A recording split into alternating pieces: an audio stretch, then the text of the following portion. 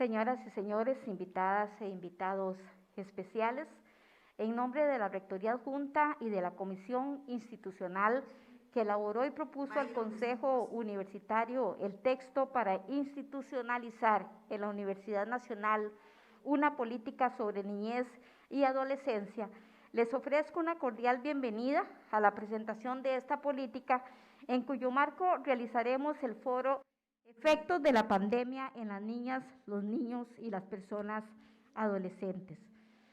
Desarrollaremos esta actividad académica de forma bimodal. Esencialmente nos acompaña la señora rectora adjunta de la Universidad Nacional,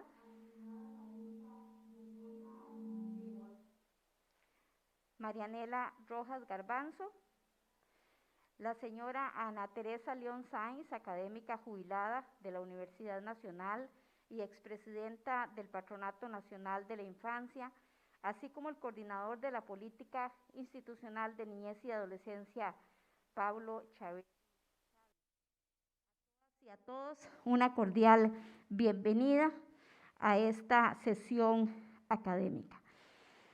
Para iniciar, proyectaremos un video de lanzamiento de esta política a cargo de la señora rectora adjunta Marianela Rojas Garbanzo. Este video se estrena en esta actividad y se seguirá proyectando como la voz oficial.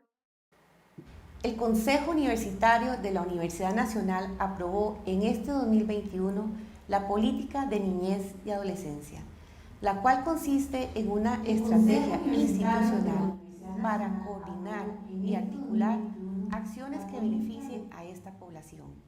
Esta política pretende fortalecer el compromiso social de la Universidad Nacional con el cumplimiento de estos derechos de esta población, de tal manera que a partir de acciones transversales, las instancias de la Universidad Nacional puedan promover el desarrollo, calidad de vida y beneficios para esta población en particular.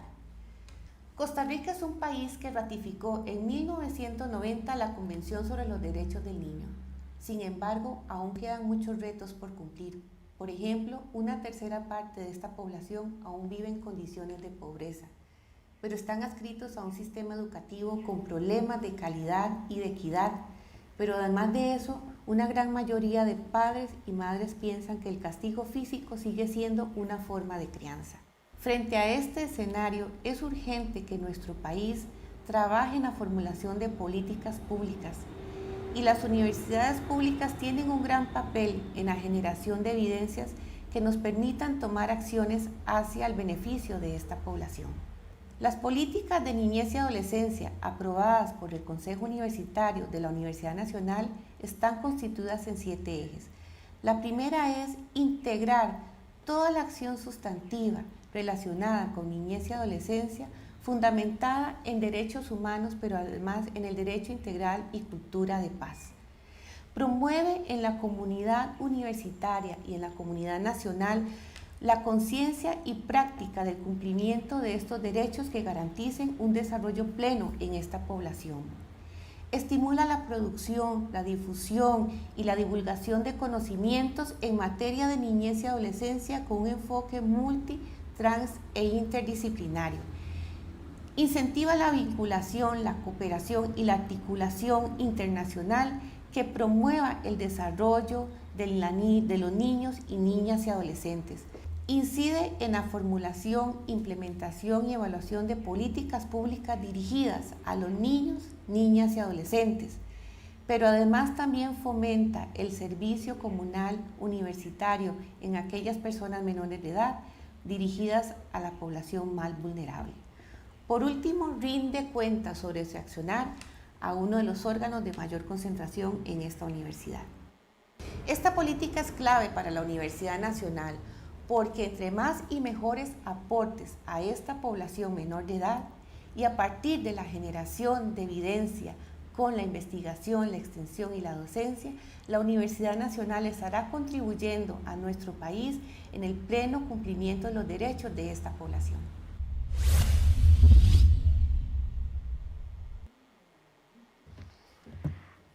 Le ofrecemos la palabra al señor José Salas en calidad de presidente saliente de COSECODENI, quien nos ofrece unas palabras.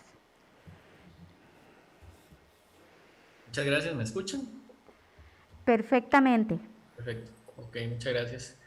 Efectivamente mi nombre es José Salas, soy el presidente de la Coalición Costarricense de Organizaciones Sociales para el Seguimiento de Convención de Derechos del Niño. Somos unas 20 organizaciones que trabajamos desde hace años en la defensa y promoción de los derechos de la niñez y la adolescencia, ONGs principalmente dedicadas a promoción y defensoría.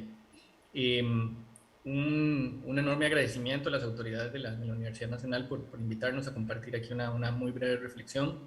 Yo quería comenzar diciendo que la adopción de una política de este tipo por parte de una institución tan destacada y tan respetada como la Universidad Nacional es un excelente ejemplo de cómo las sociedades deben avanzar en la construcción de entornos que propicien la cultura de derechos de los derechos de los niños, niñas y adolescentes, ¿verdad? En todas sus dimensiones. Quienes día a día trabajamos en materia de niñez y adolescencia debemos insistir en superar la visión de que esta tarea debe circunscribirse únicamente en torno a los espacios donde normalmente se desenvuelven las personas menores de edad, es decir, en la vida familiar, el centro educativo, los centros de salud, ¿verdad? Y por ahí algunos espacios culturales y deportivos, ¿verdad? Sino que debe hacerse mucho más, ¿verdad? Porque los derechos de los niños, niñas y adolescentes deben ser parte de una cultura que se viva en todos los espacios. En materia institucional, pasa por romper, digamos, el imaginario de que el bienestar y el desarrollo de los niños, niñas y adolescentes competen únicamente a instituciones como el PANI o como el MEP, ¿verdad? Por poner, digamos, los ejemplos más clásicos. En derechos de niñez y adolescencia, cada actor institucional debe conscientemente e intencionalmente preguntarse qué es lo que puede y qué es lo que está llamado a hacer para impactar positivamente la vida de niños, niñas y adolescentes. En esta dirección, ¿verdad? Aunque un tanto lentos, ¿verdad? Pero se vienen dando esfuerzos importantes en el país, principalmente desde la adopción del Código de la Niñez y la Adolescencia, cuando entre otras cosas pues, se da la creación del Sistema Nacional de Protección Integral de la Niñez y la Adolescencia, ¿verdad? Mediante el cual se pretende, digamos, orquestar el accionar de múltiples instituciones y sectores sociales, ¿verdad? Por ejemplo, actualmente solamente en el Consejo Nacional de Niñez y Adolescencia hay unos 28 entidades y sectores sociales, incluido el académico, ¿verdad? Que tienen competencias y responsabilidades asociadas directamente al desarrollo y la protección de las personas menores de edad. En este momento, la Universidad Nacional da un paso fundamental, ¿verdad? Como entidad académica. Es realmente de celebrar que una institución educativa tan importante y tan influyente en el desarrollo nacional asuma el compromiso de orientar voluntades, ¿verdad? Esfuerzos y recursos institucionales que posee para generar un impacto positivo en el futuro inmediato de niños, niñas y adolescentes. Y digo inmediato porque estoy bastante seguro de que muy pronto estaremos viendo ya los primeros frutos. Y también en el largo plazo, ¿verdad? Pues la universidad entiende que la mejor inversión para el futuro es la que se hace en las personas menores de edad, ¿verdad? Entiende que para un país tener generaciones de niños, niñas y adolescentes creciendo con oportunidades para su desarrollo psicosocial, intelectual y además estar protegidos ante las múltiples formas de violencia, es algo que genera enormes réditos para la sociedad. Pues estos cuando estén en su vida adulta tendrán muchas más probabilidades de ser ciudadanos y ciudadanas capaces de valerse por sí mismos, ¿verdad? Habrán tenido mejor rendimiento académico y tendrán más habilidades y destrezas, ¿verdad? Tanto blandas como las habilidades, digamos, técnicas o duras para poderse desenvolver, ¿verdad? De una manera más efectiva en la sociedad, ¿verdad? Tendrán un mejor desempeño, una mayor autonomía, ¿verdad? Y les permitirá también tener una vida más sana y ser personas capaces de desenvolverse y convivir en sociedades más pacíficas, ¿verdad? Con esta política la universidad nos da señales muy positivas, ¿verdad? Acercar la cultura de derechos de la niñez y la adolescencia a la comunidad universitaria, ¿verdad? Transversalizando el enfoque, contribuyendo desde el mismo a la formación de futuros y futuras profesionales en diversas carreras que saldrán con conocimientos básicos sobre derechos de la niñez, fortaleciendo aún más su ya reconocida, digamos, formación humanística, ¿verdad? No solo en lo profesional, sino también en lo personal. La universidad pone al servicio su experiencia y conocimiento en investigación y en evaluación, ¿verdad? Para hacer mayores contribuciones y tener mayor incidencia en la formulación y evaluación de políticas públicas al servicio de la niñez y la adolescencia, ¿verdad? Es algo trascendental. También nos habla de cosas como volcar más, digamos, aún más su proyección social hacia la niñez y la adolescencia a través del servicio comunal de sus estudiantes, por ejemplo, y continuar intensificando, digamos, la difusión de conocimientos en materia de niñez y adolescencia, ¿verdad? Desde una perspectiva y transdisciplinaria, ¿verdad? También la universidad reafirma su vocación de cooperación y articulación interinstitucional. Sobre este último punto, ¿verdad? Y como yo hablo desde el sector de sociedad civil, de las ONGs, específicamente las que trabajamos en niñez y adolescencia, identifico, digamos, grandes oportunidades de colaboración conjunta con nuestro sector.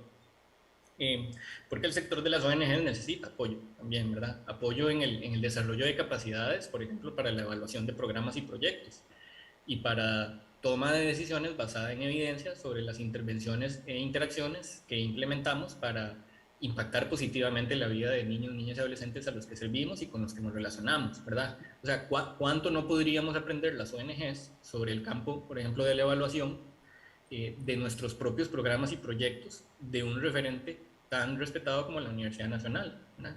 Tenemos una gran cantidad de programas y proyectos muy creativos, muy innovadores y muy bien intencionados, pero que, al igual que en el sector público, no siempre son medidos y evaluados, ¿verdad? Y además, recordemos que las ONGs también proveemos servicios a las instituciones del Estado, o sea, de alguna manera somos un brazo, una extensión en muchos ámbitos de las intervenciones de las instituciones públicas. Entonces, con mucho más razón, deberíamos de adoptar esa cultura de evaluación y debemos trabajar también con los financistas, con los donantes de nuestros programas y proyectos sobre la necesidad, ¿verdad?, de apoyar un componente tan fundamental como este. En las ONG también podemos vernos beneficiadas de la extensión social que se plantea con la política a través de la incorporación de estudiantes formados en la Universidad Nacional, mediante pasantías, prácticas, servicio social, etc., en una relación donde todos ganamos, ¿verdad? Porque además de los estudiantes, a los estudiantes se les da la oportunidad de, digamos, como decimos popularmente, de foguearse en la vida real. Y si de algo sí podemos presumir las ONGs, es que nuestros proyectos suceden en la vida real, nuestros servicios suceden en la vida real, en una realidad demasiado cruda, ¿verdad?, para nuestro gusto, pero ahí estamos, trabajando con los niños y los adolescentes más vulnerables. Imagínense lo que eso significa para una persona estudiante y para la universidad que le está formando, tener la oportunidad de contrastar la teoría e ir a aplicarla al mundo de los esfuerzos que realizamos, por ejemplo, de las ONGs. También celebramos que la universidad se proponga mejorar y aumentar la difusión de conocimientos en materia de niñez y adolescencia, que siempre es bienvenida también de parte de nuestro sector. Y ya para terminar, recalcar que las ONGs podemos ser también un excelente laboratorio, ¿verdad?, para desarrollar nuevos modelos, nuevos tipos de intervenciones, y qué mejor manera que nutriéndose o asistiéndose de la cooperación técnica y académica que pueda obtener de entidades como la Universidad Nacional, ¿verdad? Entonces, bueno, eso era un poquito la reflexión que yo quería compartir. Me dijeron que tenía muy poquitos minutos y espero haberles aportado en este ratito. Muchísimas gracias nuevamente por la invitación.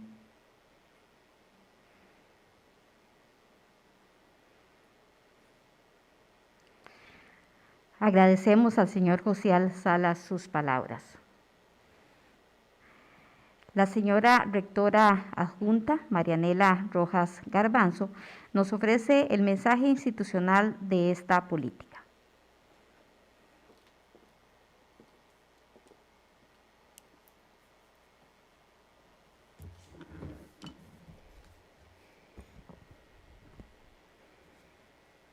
Muy buenas tardes, señora ministra de la Niñez y Adolescencia, la señora Gladys Jiménez Arias, quien nos acompaña de forma virtual en este foro de lanzamiento por parte de la Universidad Nacional de la Política de Niñez y Adolescencia. También le doy un cordial saludo a la señora Isabel Román Vega, coordinadora del informe de Estado de la Educación del Consejo Nacional de Rectores, a quien le extendemos un gran agradecimiento por compartir este informe con nosotros aquí en esta tarde. También le doy una cordial bienvenida a la señora Ana Teresa León Sáenz, académica jubilada de nuestra Universidad Nacional y especialista en esta temática. Un cordial saludo a la señora Carolina España Chavarría, miembro del Consejo Universitario de nuestra Universidad Nacional, así también a la señora Janet Valverde Chávez, miembro del Consejo Universitario de nuestra Universidad Nacional y además promotoras de esta política dentro del Consejo Universitario. Un cordial saludo a nuestro colega, el señor Pablo Chaverri Chávez, quien es el coordinador de la Comisión de Política Institucional de Niñez y Adolescencia. Un cordial saludo también al señor Josías Salas, presidente saliente de la Coalición Costarricense de Organizaciones Sociales para el Seguimiento de la Convención de Derechos del Niño. También un cordial saludo a los representantes del Patronato Nacional de la Infancia, del Hospital de Niños y también a los integrantes del Consejo Nacional de Niñez y Adolescencia de nuestro país, autoridades del Consejo Universitario, académicas, académicos, estudiantes, comunidad universitaria que también nos honra con su participación tanto presencial como por las plataformas tecnológicas que hoy tenemos a disposición. Este mensaje lo doy en nombre de la Rectoría y la Rectoría Adjunta de nuestra Universidad Nacional, en la cual manifestamos nuestro mayor compromiso con el acuerdo tomado por el Consejo Universitario de la Universidad Nacional sobre la aprobación de las políticas de niñez y adolescencia. Y sin duda alguna asumimos el más alto compromiso por impulsar la estrategia institucional para coordinar las acciones necesarias dirigidas a los niñas, niños y adolescentes de nuestro país, pero también de la región y del mundo entero hasta donde la Universidad Nacional pueda llegar. La Rectoría Adjunta tiene la noble labor de acompañar a la Comisión Institucional de Niñez y Adolescencia, y eso me complace sobremanera, para garantizar que el plan de trabajo propuesto se lleve a cabo, asegurando las acciones transversales en todas las instancias académicas de nuestra universidad, porque la educación en todos sus ámbitos tiene el compromiso y la obligación de ser la promotora para que las niñas, niños y adolescentes alcancen un adecuado desarrollo, bienestar y calidad de vida. Como universidad necesaria, siempre contribuiremos al derecho pleno de los niños y las niñas y adolescentes, y que ese sea el principal objetivo también para la sociedad, y juntos aspirar a la erradicación de cualquier forma de violencia de estos derechos. Esperamos que el cumplimiento de estas políticas propuestas y aprobadas por la Universidad Nacional sean un testimonio del avance que el país y la región debe asegurar en el campo de los derechos de la niñez y adolescencia, y que sin la menor duda contribuirá a fortalecer y orientar las acciones que nuestro país, el sector privado, las familias, las comunidades debemos desarrollar para erradicar las violencias severas que hoy día siguen estando presentes en esta población. La UNICEF, en correspondencia con el cumplimiento de la Agenda 2030 sobre los Objetivos de Desarrollo Sostenible, nos dice que los ODS no se pueden alcanzar si no se respetan los derechos de los niñas, niñas y adolescentes. Pues mientras los dirigentes mundiales trabajan por cumplir con esta Agenda 2030, los niños de todo el mundo están reivindicando sus derechos a la buena salud, a la educación, a un planeta limpio, entre otros. Y como líderes del mañana, la capacidad de los niños y niñas y adolescentes para proteger el futuro de todos nosotros dependerá de lo que hoy hagamos por cada uno y garantizar sus derechos.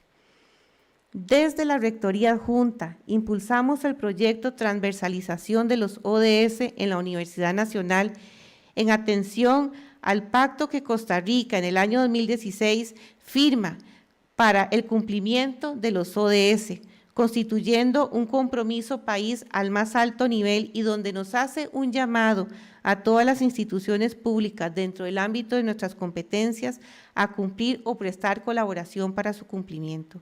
Y en este sentido, este proyecto no dejaremos atrás a ninguna niña, niño, adolescente de nuestro país, pero también de la región, y será un compromiso de trabajo entre ambas comisiones.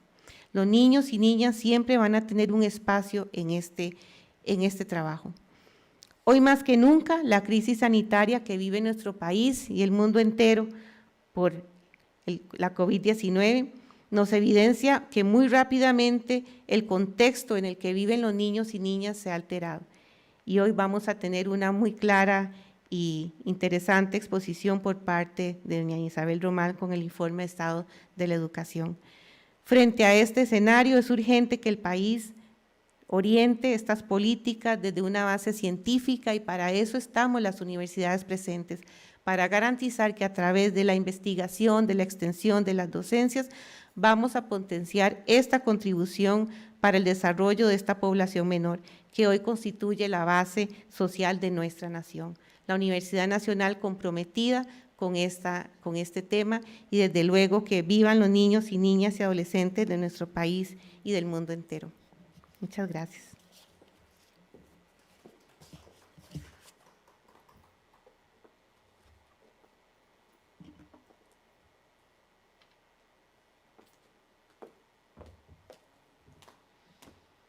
Agradecemos a la señora rectora adjunta su mensaje.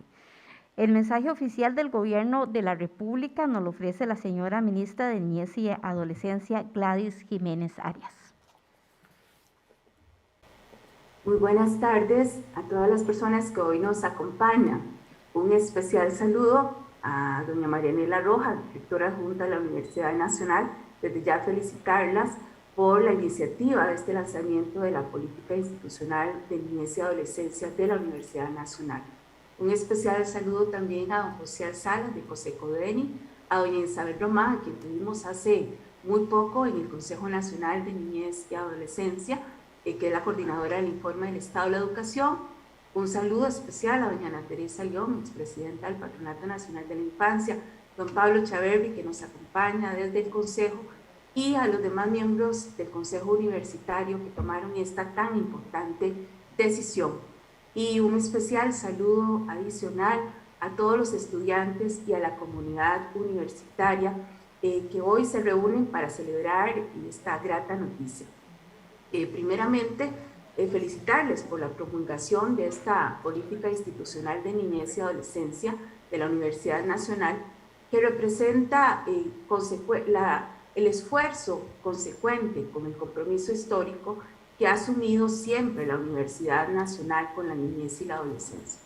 Desde sus inicios como escuela normal, dedicada a la formación de miles de ilustres docentes, así como con la conformación ya desde hace bastantes años del Instituto de Estudios Interdisciplinarios de la Niñez y la Adolescencia, el INEDINA, que ha sido un aliado estratégico en el acompañamiento de las distintas instituciones y también del Consejo Nacional de Niñez y Adolescencia. Me place mucho revisar, recientemente pude ver la política recientemente aprobada por la Universidad Nacional y ver que reconoce y entiende perfectamente que en los quehaceres sustantivos de la Universidad Nacional, en la docencia, en la investigación, en la extensión y en la producción que realizan día a día, se deben incorporar los enfoques de derechos humanos, el desarrollo humano integral y sobre todo la doctrina del desarrollo integral y los principios de los niños, niñas y adolescentes. Reconozco que en esta política la universidad orienta sus esfuerzos para contribuir con el desarrollo del país y particularmente para potenciar la calidad de vida de los niños, niñas y adolescentes de este país. Y es que precisamente contar con una línea guía que oriente el quehacer de una institución debe verse como una oportunidad para trascender de acciones importantes, pero que a veces se realizan de forma aislada, hacia un modelo más programático, que articule los quehaceres institucionales y que permitan dar una respuesta realmente articulada, coordinada, integrada desde las aulas universitarias y desde las unidades académicas.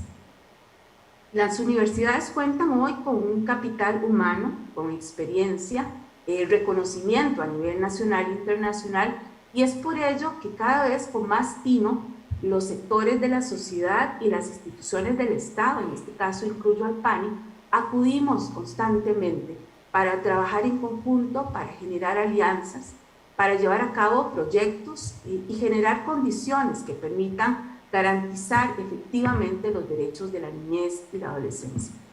Desde el Poder Ejecutivo coordinamos con las universidades para propiciar investigación, para la capacitación del personal que está en nuestras instituciones públicas y en conjunto también con las organizaciones no gubernamentales, siempre bajo un enfoque de intervención basada en los derechos humanos. En este momento quiero contarles que estamos trabajando en un premio que establece el Código Nacional de Niñez y Adolescencia desde hace muchos años a los mejores reportajes periodísticos que promuevan un abordaje respetuoso de los derechos de las personas menores de edad. Considero que esta es una oportunidad para un trabajo conjunto con la Universidad Nacional para ampliar su quehacer académico e incidir en las políticas públicas y sobre todo en el imaginario nacional. Así que desde ya dejo planteada esa posibilidad de trabajo conjunto que pueda ser visibilizada en esta nueva política de la UNA. Quiero resaltar además y reconocer que esta política institucional de la UNA reitera la responsabilidad de esa casa académica de dar apoyo a la población menor de edad, sobre todo cuando enfrenta desde las diversas dimensiones múltiples expresiones de desigualdad, de violencia, de pobreza y de exclusión. De manera que los resultados de las actividades académicas influyen positivamente en la identificación de estas brechas sociales, de las dificultades que tenemos para desarrollar acciones con enfoques interseccionales que realmente lleguen a los niños y niñas migrantes con discapacidad, niños indígenas, afrodescendientes y que permitan su bienestar y su pleno desarrollo integral. Valoramos los aportes que las personas expertas han hecho y continúan haciendo, y hoy que tenemos esta hoja de ruta nos va a permitir cumplir metas y objetivos que emanan de acuerdos internacionales y que puedan fomentar los espacios para dialogar, investigar y analizar la situación de la niñez y la adolescencia. La labor, creo yo, de las universidades resulta de gran importancia en los tiempos actuales, donde el contexto provocado por la pandemia, y ya desde antes, ha agudizado los ya existentes problemas de pobreza, salud, educación, protección, entre otros. Por ello, se requiere fortalecer estrategias de cooperación recíproca que propicien el desarrollo de acciones de prevención, de promoción, de educación, de exigibilidad de derechos y sobre todo con las instituciones públicas y con la alianza también de las organizaciones de la sociedad civil. La situación actual, no solo de la pandemia, nos enfrenta como Estado y como sociedad a grandes retos ante nuevos escenarios que no habíamos previsto, y desde el Consejo Nacional de Niñez quiero contarles que hemos realizado un ejercicio de identificación y seguimiento a afectaciones a la garantía de los derechos de los niños y niñas, y se han implementado algunas acciones. No obstante, derechos como la educación hoy requieren de un replanteamiento de estas acciones y de un esfuerzo consensuado y enérgico para garantizar que ya no solo, o que no solo sea una educación gratuita y obligatoria, sino que también sea de calidad y que se brinde igualdad de oportunidades. Y esto es responsabilidad de todas y todos. La brecha digital, el rezago educativo, la exclusión escolar debe ocuparnos. El informe del estado de la educación, que sé que ahora doña Isabel Román va a presentar y que recientemente nos presentó ante el Consejo, no solo nos da una radiografía de la situación actual del derecho a la educación, sino también nos marca una hoja de ruta. Es por ello también que aprovecho este espacio para pedirle a la Universidad Nacional apoyar el programa que estamos implementando desde el PANI con las asociaciones de desarrollo de las comunidades, con Migración y UNICEF, para implementar lo que llamamos espacios seguros, en donde docentes pensionados, estudiantes avanzados de carreras afines, están dando clases de nivelación a personas menores de edad que han sido identificados por las mismas comunidades en estos espacios seguros. Por lo que desde ya agradezco y también les solicito que en esta política incluyamos acciones de trabajo en conjunto. Agradezco también los espacios de diálogo que en el marco de la formulación de la nueva Política Nacional de Niñez y Adolescencia 2022-2032 se han sostenido por la Universidad Nacional para contribuir en este proceso de manera conjunta y por su disposición a sumarse a las tareas que se vienen realizando desde el Consejo Nacional de Niñez y Adolescencia. En el escenario actual debemos fortalecer una cultura de articulación y precisamente hoy en Punta Arenas estamos presentando los avances de la Estrategia de Prevención de la Violencia, donde la academia juega un papel trascendental. Cuenten desde ya con el Patronato Nacional de la Infancia y con el Consejo Nacional de Niñez para el desarrollo del plan de acción de esta política que hoy ustedes presentan. Les deseamos muchísimos éxitos en su implementación y nos ponemos a disposición. Y ojalá que esta política realmente signifique más igualdad y oportunidades para los niños y niñas y adolescentes de este país. Muchísimas gracias y muy buenas tardes.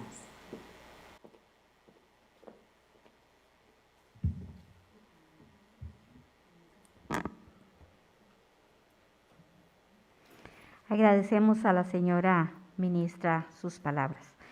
De esta manera concluimos con la primera parte de esta actividad académica y de inmediato iniciamos con el foro Efectos de la pandemia en las niñas, los niños y las personas adolescentes. Integramos la mesa académica. De forma presencial nos acompaña la doctora Ana Teresa León Sáenz y de forma virtual la máster Isabel Román Vega. Este foro será moderado por el señor coordinador de la Comisión de la Política de Niñez y Adolescencia de la Universidad Nacional, Pablo Echaverri Chávez, académico del Instituto de Estudios Interdisciplinarios de la Niñez y de la Adolescencia, INEINA, del CIDE, a quien le ofrezco la palabra para que nos comparta la dinámica que tendrá en este foro. Bueno, primero que todo, muy buenas tardes a todas las personas que nos acompañan, tanto de forma presencial como de manera virtual en este evento bimodal. Un cordial saludo a todas las autoridades institucionales y internas y externas, ¿verdad?, que están con nosotros en este evento. Les agradezco muchísimo por haber acogido esta invitación a este evento y este día tan importante para nuestra institución. Como sabemos, muchísimas instituciones tienen institutos, programas, carreras que están vinculados directamente con la situación de las personas menores de edad, pero es bastante raro encontrar políticas que integren todo el quehacer institucional a favor de grupos particularmente vulnerables.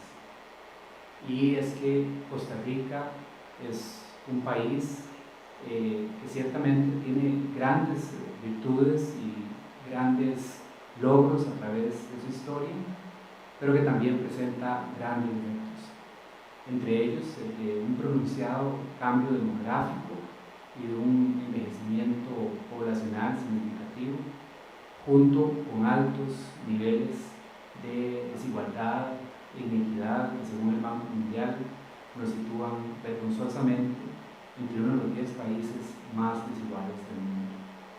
Decir, por un lado, que somos una democracia consolidada, pero que uno o más de cada 3 niños y niñas no pueda satisfacer sus necesidades básicas es realmente un insulto.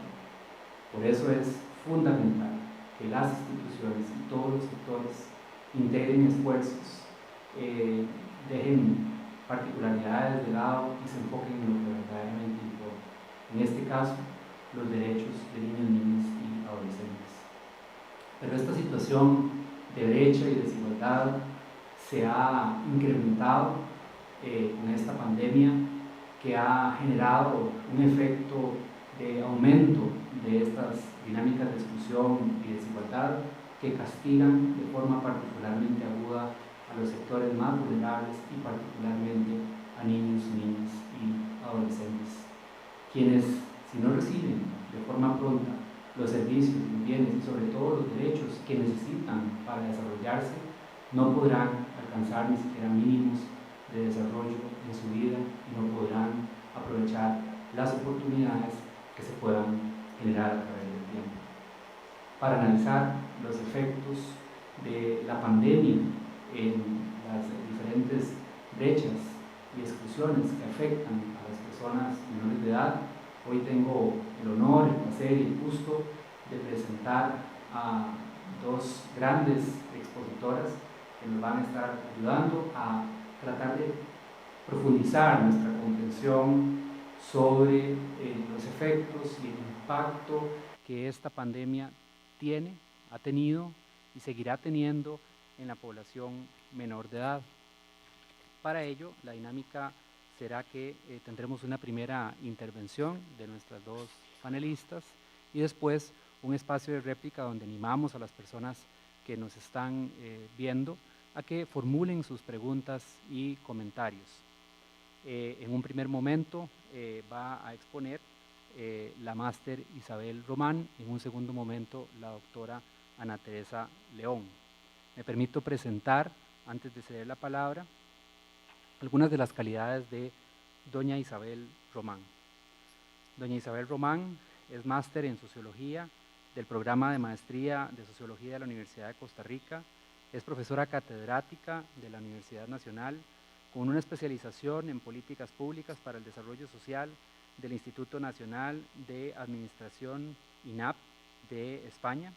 Es autora y coautora de varios libros y artículos de revistas nacionales e internacionales, consultora de organismos internacionales, entre ellos la CEPAL, el Fondo de Población, UNICEF, OIT y la Facultad Latinoamericana de Ciencias Sociales.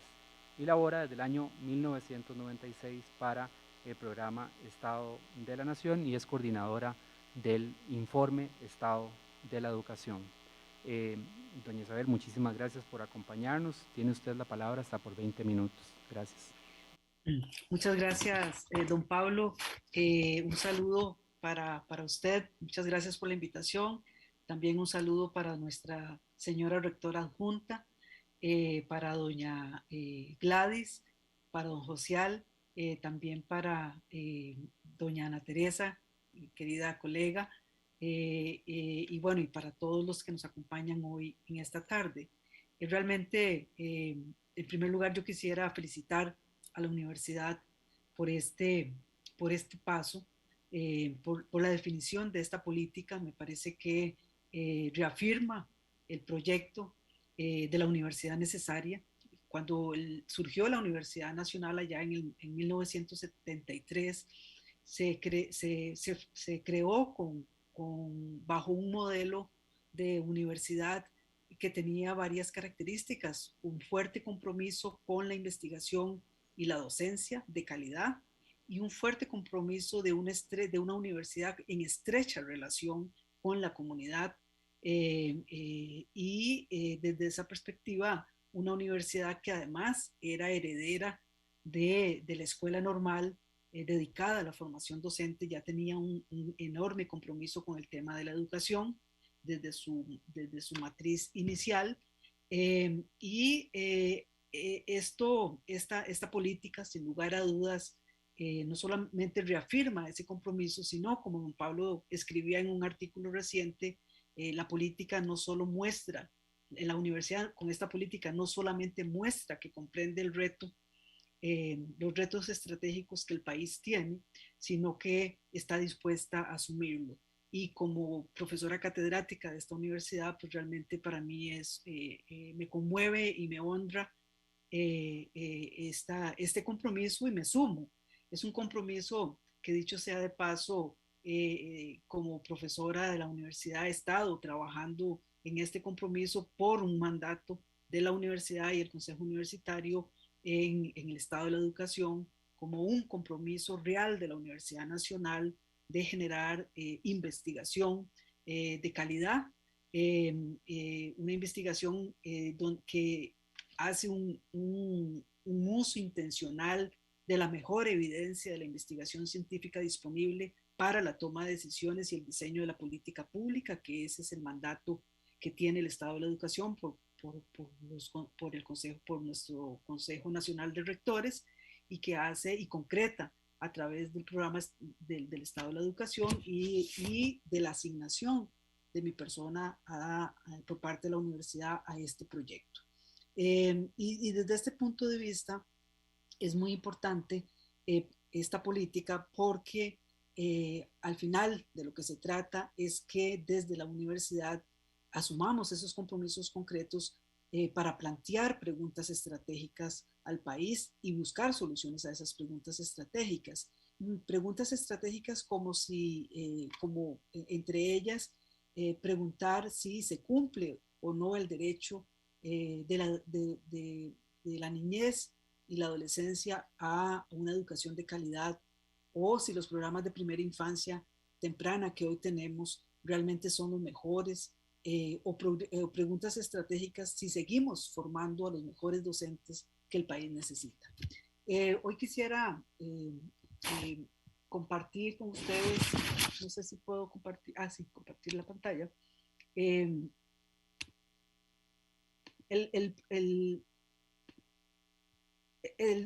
informe que acabamos de publicar, el 8º informe del Estado de la Educación, es un informe que les he de decir, es el informe cuya portada más me ha dolido escoger, porque esa es pero sin embargo es una portada simple y directa que va al punto,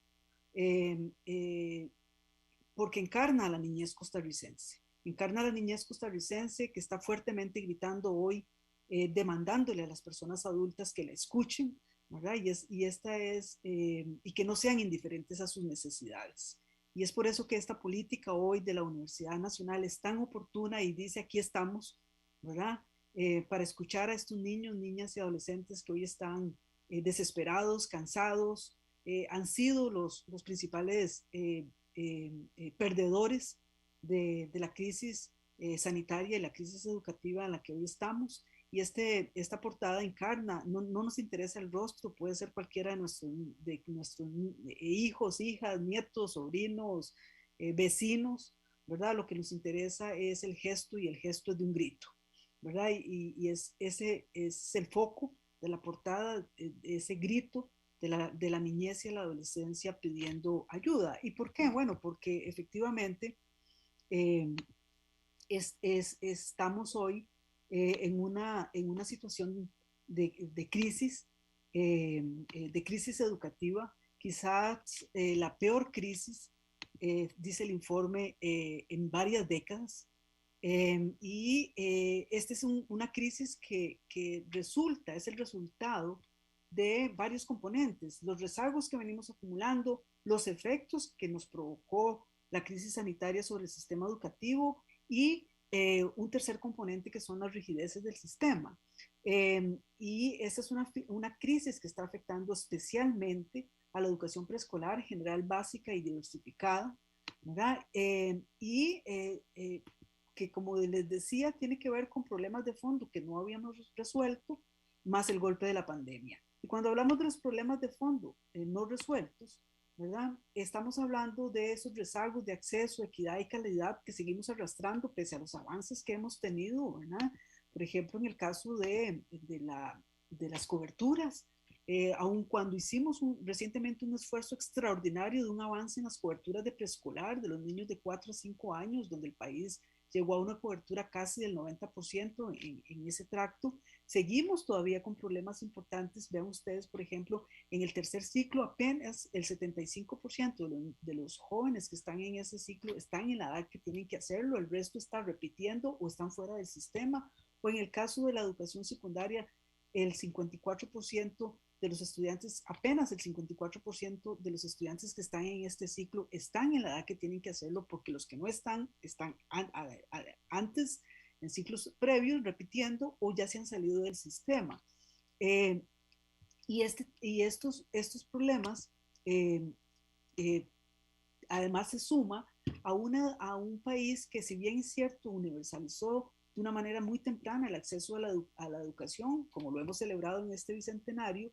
Lo cierto es que seguimos ofreciendo una educación primaria recortada. Apenas un 8% de nuestras escuelas ofrecen el currículum que el mismo ministerio dice que deberían recibir.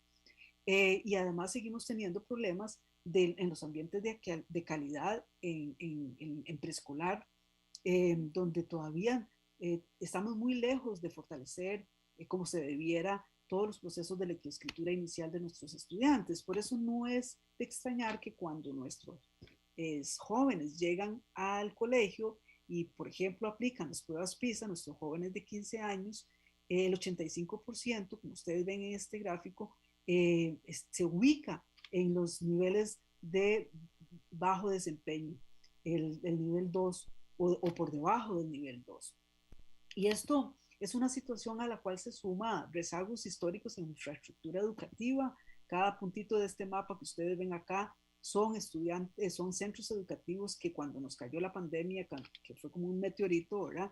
Teníamos todos estos centros educativos con orden sanitaria, ¿verdad? O sea, no se podía dar clases en estos centros educativos, y vean ustedes que están distribuidos por todo el país.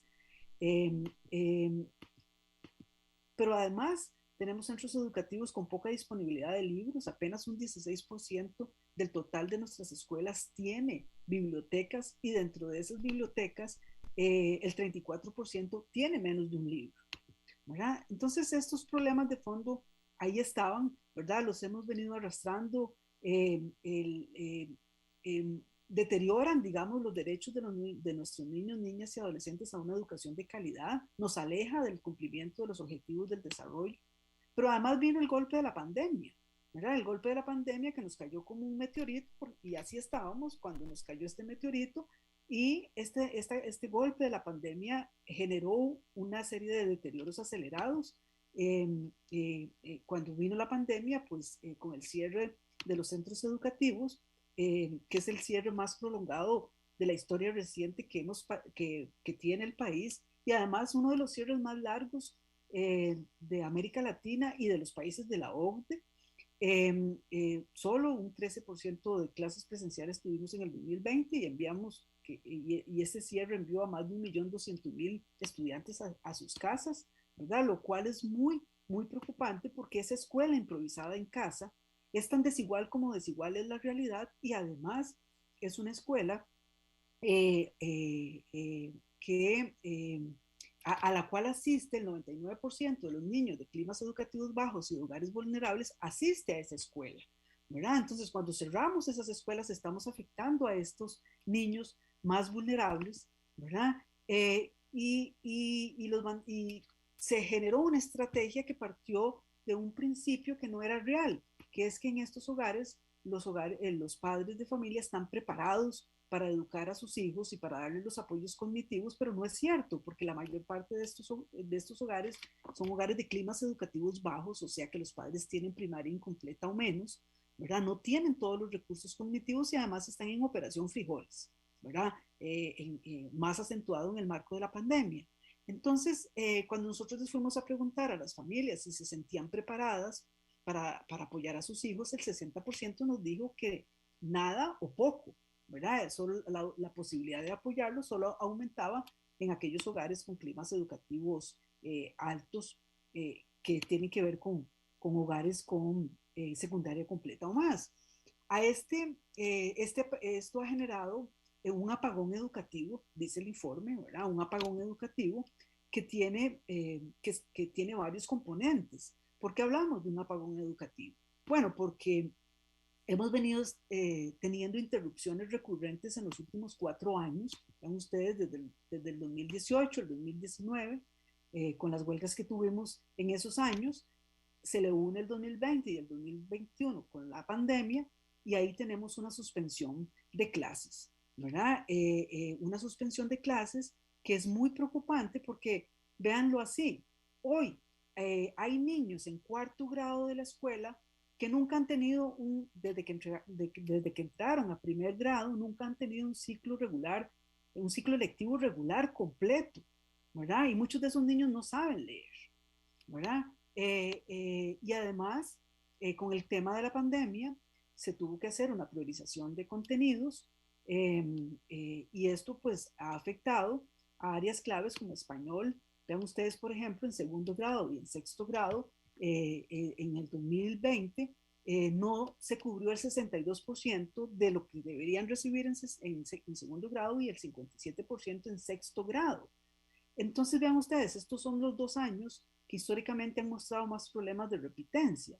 Y ustedes saben que la educación es un proceso acumulativo y si un niño pues tiene interrupciones en primer grado, en segundo grado, en su proceso de lectura, esto va a afectar seriamente este desarrollo lector de estos niños, ¿verdad? Y por eso muchos de estos niños en este momento no saben leer.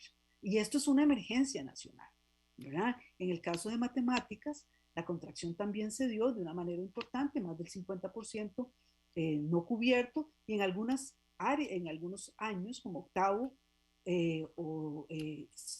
no se cubrió el 63% de los contenidos, o en noveno el 59%, y en el caso de los chicos que ya van a la universidad, el 38% no se cubrió.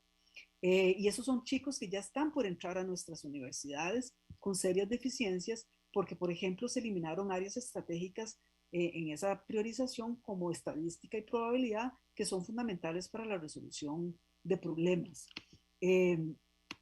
Este golpe de la pandemia además ha profundizado las desigualdades porque, como les decía, la escuela improvisada en casa es una escuela tan desigual como la realidad y bueno, muchos de estos niños jóvenes, cuando se fueron a sus casas, pues enfrentaron las brechas que existen ahí en esa realidad, donde pues el 80% mientras el 80% de los estudiantes de los quintiles más ricos tenían acceso a una buena conectividad.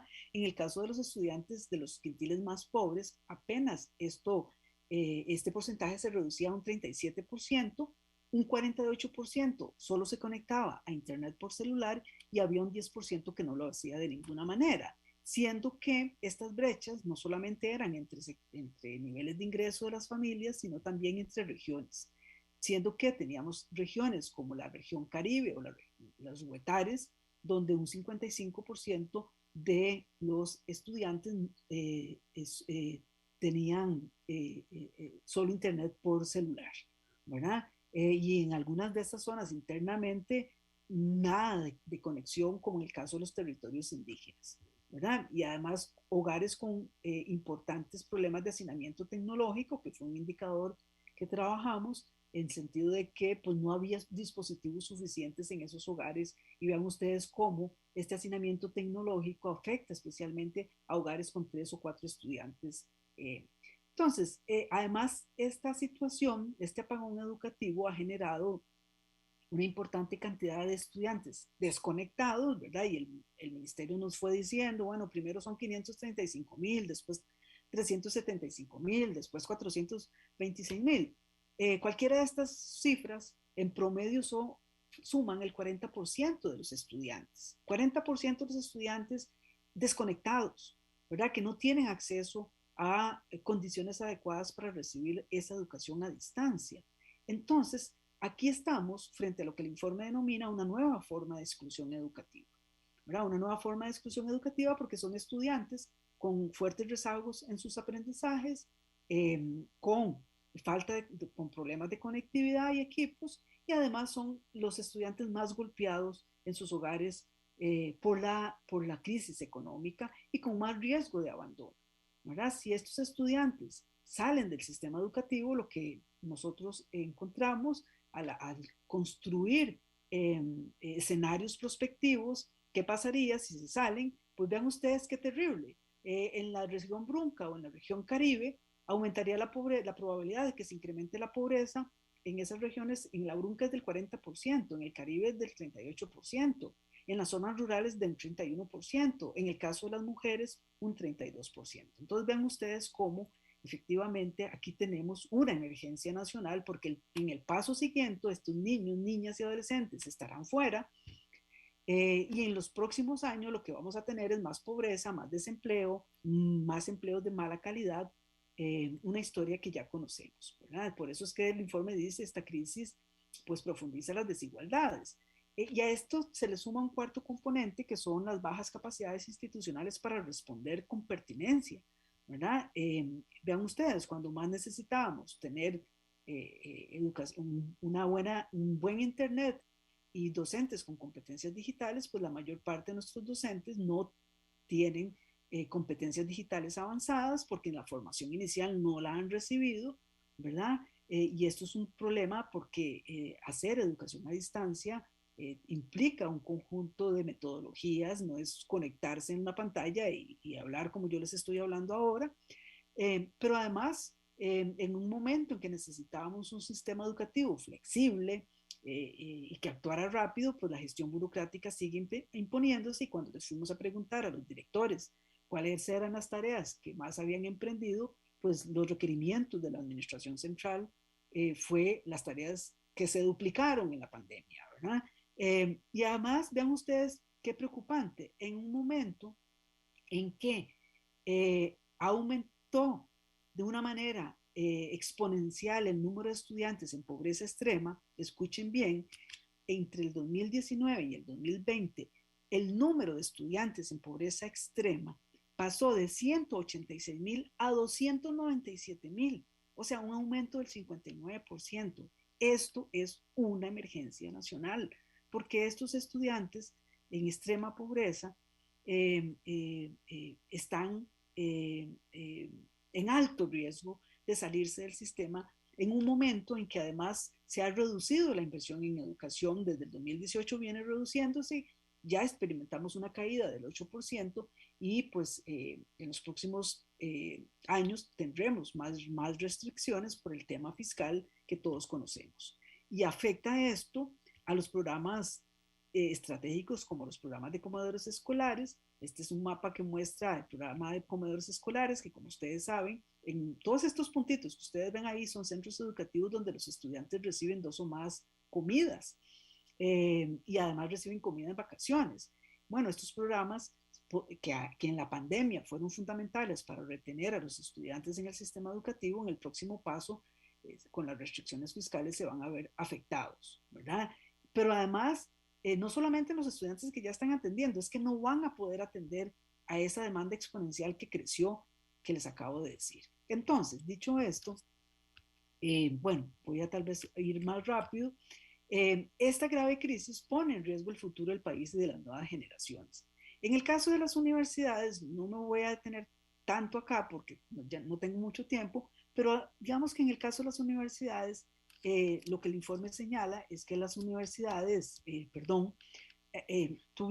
pudieron articular respuestas más efectivas ante la pandemia, aunque enfrentan una situación estratégica comprometida en términos financieros, ¿verdad? En las universidades, pues gracias a las fortalezas que tenían, ¿verdad? Pudieron adaptarse más rápidamente a las nuevas circunstancias, también gracias por su autonomía, digamos, gracias a que tienen más autonomía, pudieron redirigir con mayor rapidez los recursos, evitar las interrupciones del ciclo lectivo y, ¿verdad? Y además tenían pues un conjunto de ventajas acumuladas, el recurso humano, digamos, más margen para redirigir sus recursos, estudiantes con más preparación, obviamente son los sobrevivientes de todo el sistema, son los que han, pues, están en las mejores capacidades, ¿verdad? Y bueno, y las universidades venían respondiendo, además de que también resolvieron rápidamente para dar infraestructura para apoyar la docencia virtual, entrega de equipos a los estudiantes, apoyo con becas,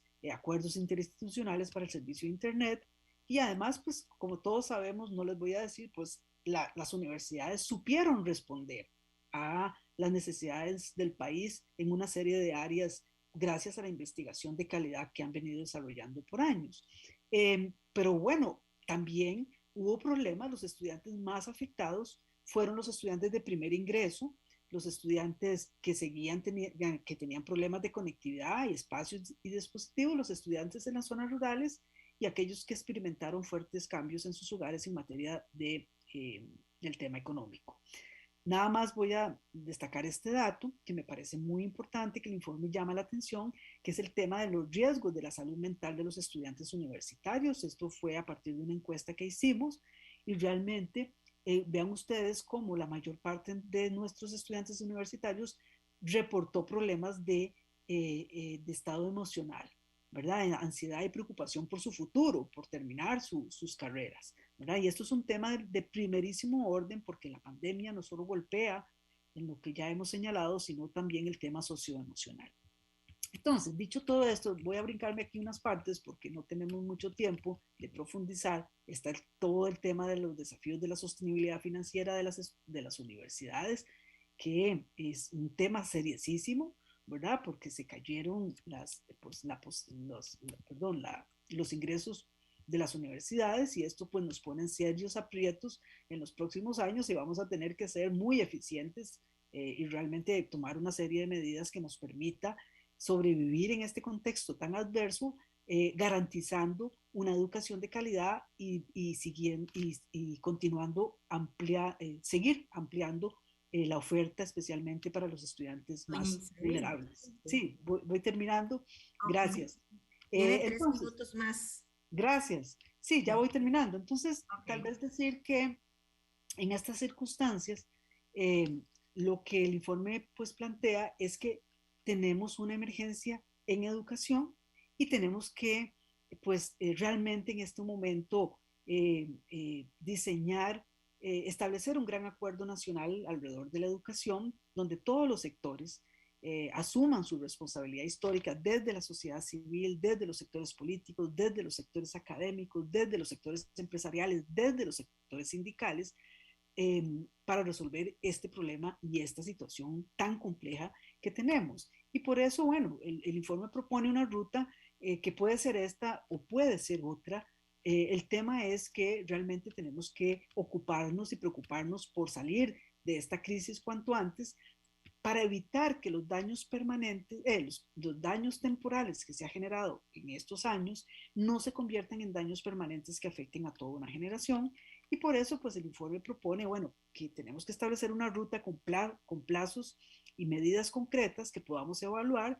Y bueno, en esas primeras medidas es en el ya, es el regreso seguro a clases presenciales en las universidades y en las escuelas y colegios, ¿verdad? Porque cada día que un joven o un niño están en condiciones no adecuadas de esta educación híbrida, están perdiendo oportunidades, ¿verdad? Necesitamos fortalecer temas claves como la comprensión lectora, necesitamos evaluar para saber cuál es el nivel del iceberg con el que chocamos, qué es lo que no saben a este punto nuestros estudiantes y desarrollar planes remediales de nivelación. Pero no son esos planes que hemos hecho antes, ¿verdad? De un cursito acá y un cursito allá, como para nivelar más o menos. No, no, no. Realmente aquí las universidades tienen que hacer un trabajo de compromiso mayor con el sector preuniversitario para realmente pues, garantizar trayectorias exitosas de estos estudiantes. La habilidad lectora es fundamental porque sin esta no tenemos comprensión de las matemáticas ni de las ciencias, ¿verdad? Y bueno, hay una serie de recomendaciones. Mejorar estos ambientes conectados donde una tarea fundamental son docentes con competencias digitales avanzadas y eso es una responsabilidad de las universidades muy fuerte, ¿verdad? Y también, pues, avanzar hacia esa escuela del siglo XXI. Y esto para el caso de nuestras universidades implica, y el caso del ministerio, realmente revisar en profundidad nuestros modelos pedagógicos, ¿verdad? Porque la escuela que viene, la escuela del futuro, tiene que ser realmente cada aula verdaderos laboratorios de innovación para promover el pensamiento complejo de nuestros estudiantes. Y eso pues implica mucha formación, mucha capacitación, mucho acompañamiento a los docentes, ¿verdad? Y en el caso pues de la educación superior, igual, ¿verdad? Nuevos modelos pedagógicos, fortalecer el trabajo interuniversitario y implicarse en la reconstrucción. Entonces, tal vez, bueno, y por supuesto que en el tema financiero, todo lo que implica en términos de mejora de la eficiencia interna y garantizar los recursos. Tal vez termino nada más diciendo que esta es una responsabilidad histórica y que esta tragedia, no se nos olvide, tiene rostro, ¿verdad? Y el rostro son las personas de los estudiantes que son la razón de ser de nuestro sistema educativo, y por eso de nuevo reitero mis felicitaciones y mi compromiso con esta política y este paso adelante de la universidad en su compromiso con la niñez y la adolescencia de este país. Muchas gracias. Muchísimas gracias, doña Isabel, por esa exposición tan amplia y por su gran capacidad de síntesis, ¿verdad?, para poder resumir muchísimos datos de muchísima importancia. Aprovecho para invitar a las personas que nos están viendo para que formulen sus preguntas y comentarios y podremos leerlos en vivo. Creo que es importantísimo destacar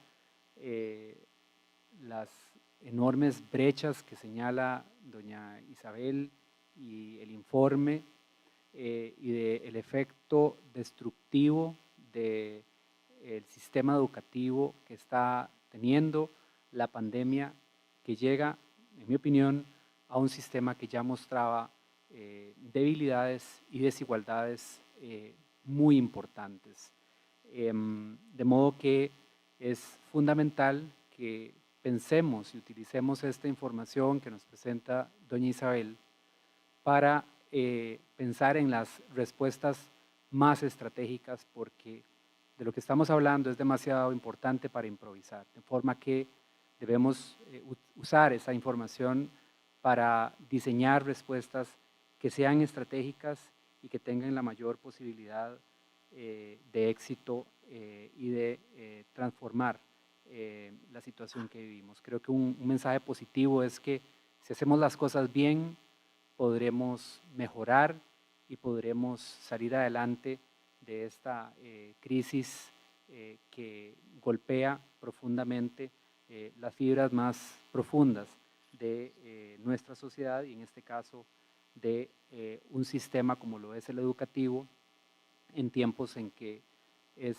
de una importancia esencial para aprovechar las nuevas oportunidades que el mundo está generando. A continuación, quisiera presentar a nuestra segunda expositora, quien es la doctora doña Ana Teresa León, quien es docente, investigadora y extensionista, con una experiencia profesional de 46 años a nivel tanto práctico como académico. Ha trabajado en múltiples programas y servicios en favor de la niñez y la adolescencia. Fue presidenta ejecutiva del PANI en la administración 2014-2018 y es autora de diversos artículos y libros y ha sido consultora en el ámbito también de niñez y adolescencia a nivel nacional e internacional. Doña Ana Teresa, tiene usted la palabra hasta por 20 minutos. Muchas gracias. En primer lugar, un saludo muy atento a doña Marianela. Muchas gracias por esta oportunidad y por el respaldo que se le está dando a la temática de niñez y adolescencia. Un saludo muy cordial también a doña Janet y a doña Carolina del Consejo Universitario, a doña Gladys Jiménez del Patronato, a don Josial Salas de Cosecodeni y a doña Isabel Román, que hace muchos años lucha por este tema de la educación. Yo lo que voy a tratar de hacer en este rato es, vamos a ver, ¿se está viendo la pantalla? Sí. No está poniendo. No. En este ratito es hacer en primer lugar un breve recorrido por el desarrollo de niños, niñas y adolescentes. No voy a ser exhaustiva en la lectura de las láminas. Los que hacen lectura rápida pueden hacerlo, pero es para señalar la cantidad de factores y de elementos que están en juego en el desarrollo de los niños, niñas y adolescentes. Eso en primer lugar, para después entrar ya en el tema de cuál era la situación prepandemia y las condiciones o los condicionantes que han afectado todavía más en este proceso que estamos viviendo actualmente. Y si me da chance, algunas sugerencias al final o propuestas. Entonces, esa es un poquito la idea de esta presentación. En primer lugar, quiero señalar algo que me parece que tal vez es de perogrullo, todos lo sabemos, pero que me parece que es sumamente importante. Y es que en el desarrollo humano hay una interacción permanente siempre entre el ambiente o el entorno y la persona.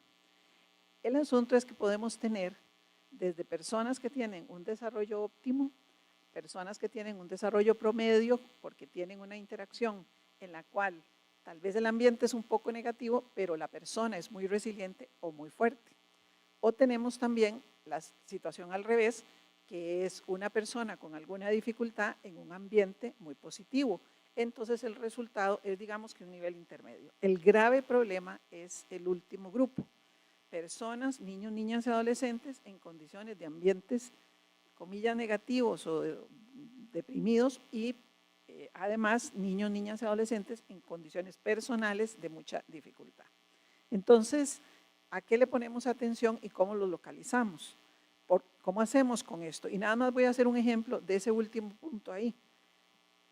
Buscando información para otra cosa, me encontré que hay una publicación del Ministerio de Seguridad Pública que señala las 21 comunidades más peligrosas de Costa Rica. Solamente busquen eso y si solo hiciéramos algo en esas 21 comunidades, yo creo que algo haríamos todos en conjunto por beneficiar a los niños, niñas y adolescentes de este país, porque ellos y ellas son los que se encuentran en las mayores condiciones de vulnerabilidad.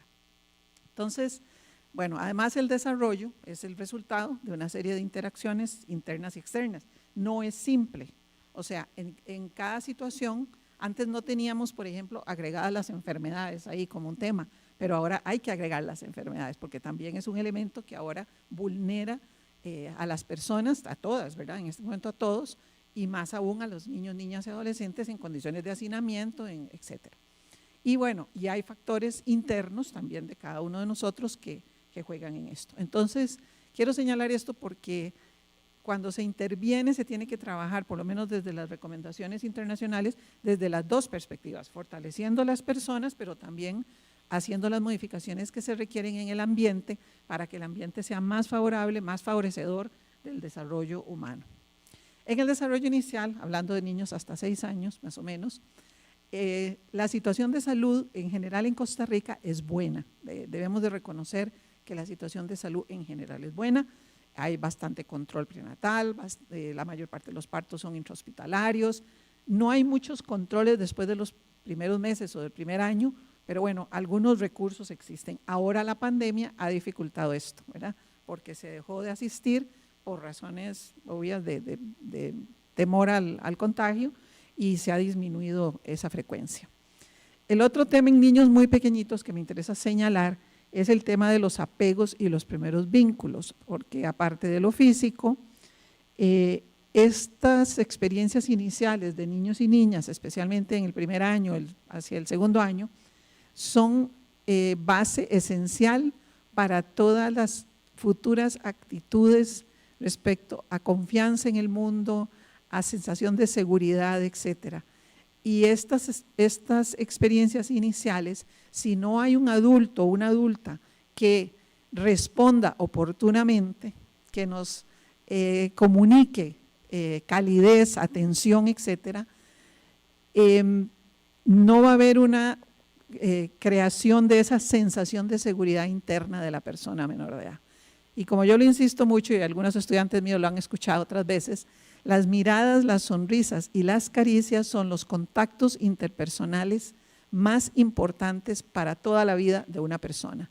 Ahorita los tenemos restringidos además, ¿verdad? Porque bueno, tal vez entre familia no, entre grupos de burbuja no, pero hay muchos contactos restringidos, los abuelos y tíos y otras personas tienen restringido el contacto con sus propios familiares. Luego, la formulación de la autorregulación en bebés, en niños pequeñitos, que es la capacidad para autocontrolarse poquito a poco. Eso depende de condiciones, de nuevo, afectivas y de contención apropiadas en los hogares. Si nuestros hogares, especialmente, lamentablemente tengo que señalar esto no se da solo en los hogares de extrema pobreza, también se da en los hogares de altos recursos económicos, porque el tema de la atención psicosocial y psicoafectiva no es un asunto solamente de los estratos socioeconómicos más bajos, es de todos. Pero cuando no se dan esas condiciones y hay además pobreza, problemas de empleo, mal manejo de emociones negativas, no control de las propias personas, problemas de drogas, de alcohol, etcétera, todo eso contribuye a que los niños y niñas no aprendan la autorregulación. Y bueno, ¿por qué digo estas cosas? Porque resulta que el aprendizaje inicial de los niños, la actitud hacia el aprendizaje en niños pequeñitos depende primero de su seguridad socioafectiva. No hay aprendizaje, un niño no explora si no se siente seguro, no busca conocimientos nuevos si no se siente seguro. ¿Y qué estamos haciendo? Y esto es lo que me interesa más señalar, ahorita vuelvo a esto, ¿qué estamos haciendo en la primera infancia? Y yo quiero cuestionar esto aquí, yo sé que estoy en la universidad y en una universidad donde yo he estado por muchísimos años y que me honra mucho estar aquí hoy en día y siempre que estuve aquí. ¿Qué estamos haciendo con la información de neurociencias? Llueve la información de la importancia de esos primeros años. ¿Dónde está la inversión del país en esas etapas? Y yo he dicho otras veces en espacios similares a este, en el CIDE especialmente, yo sé que la inversión en educación superior es importantísima, pero no se está haciendo la inversión cuando se dan las verdaderas posibilidades de llegar algún día a la universidad. Y eso presenta muchos desafíos, yo lo sé, pero es una cuestión urgente. ¿Cómo acompañamos a padres y madres en esto? La educación a padres y madres es absolutamente esencial hoy.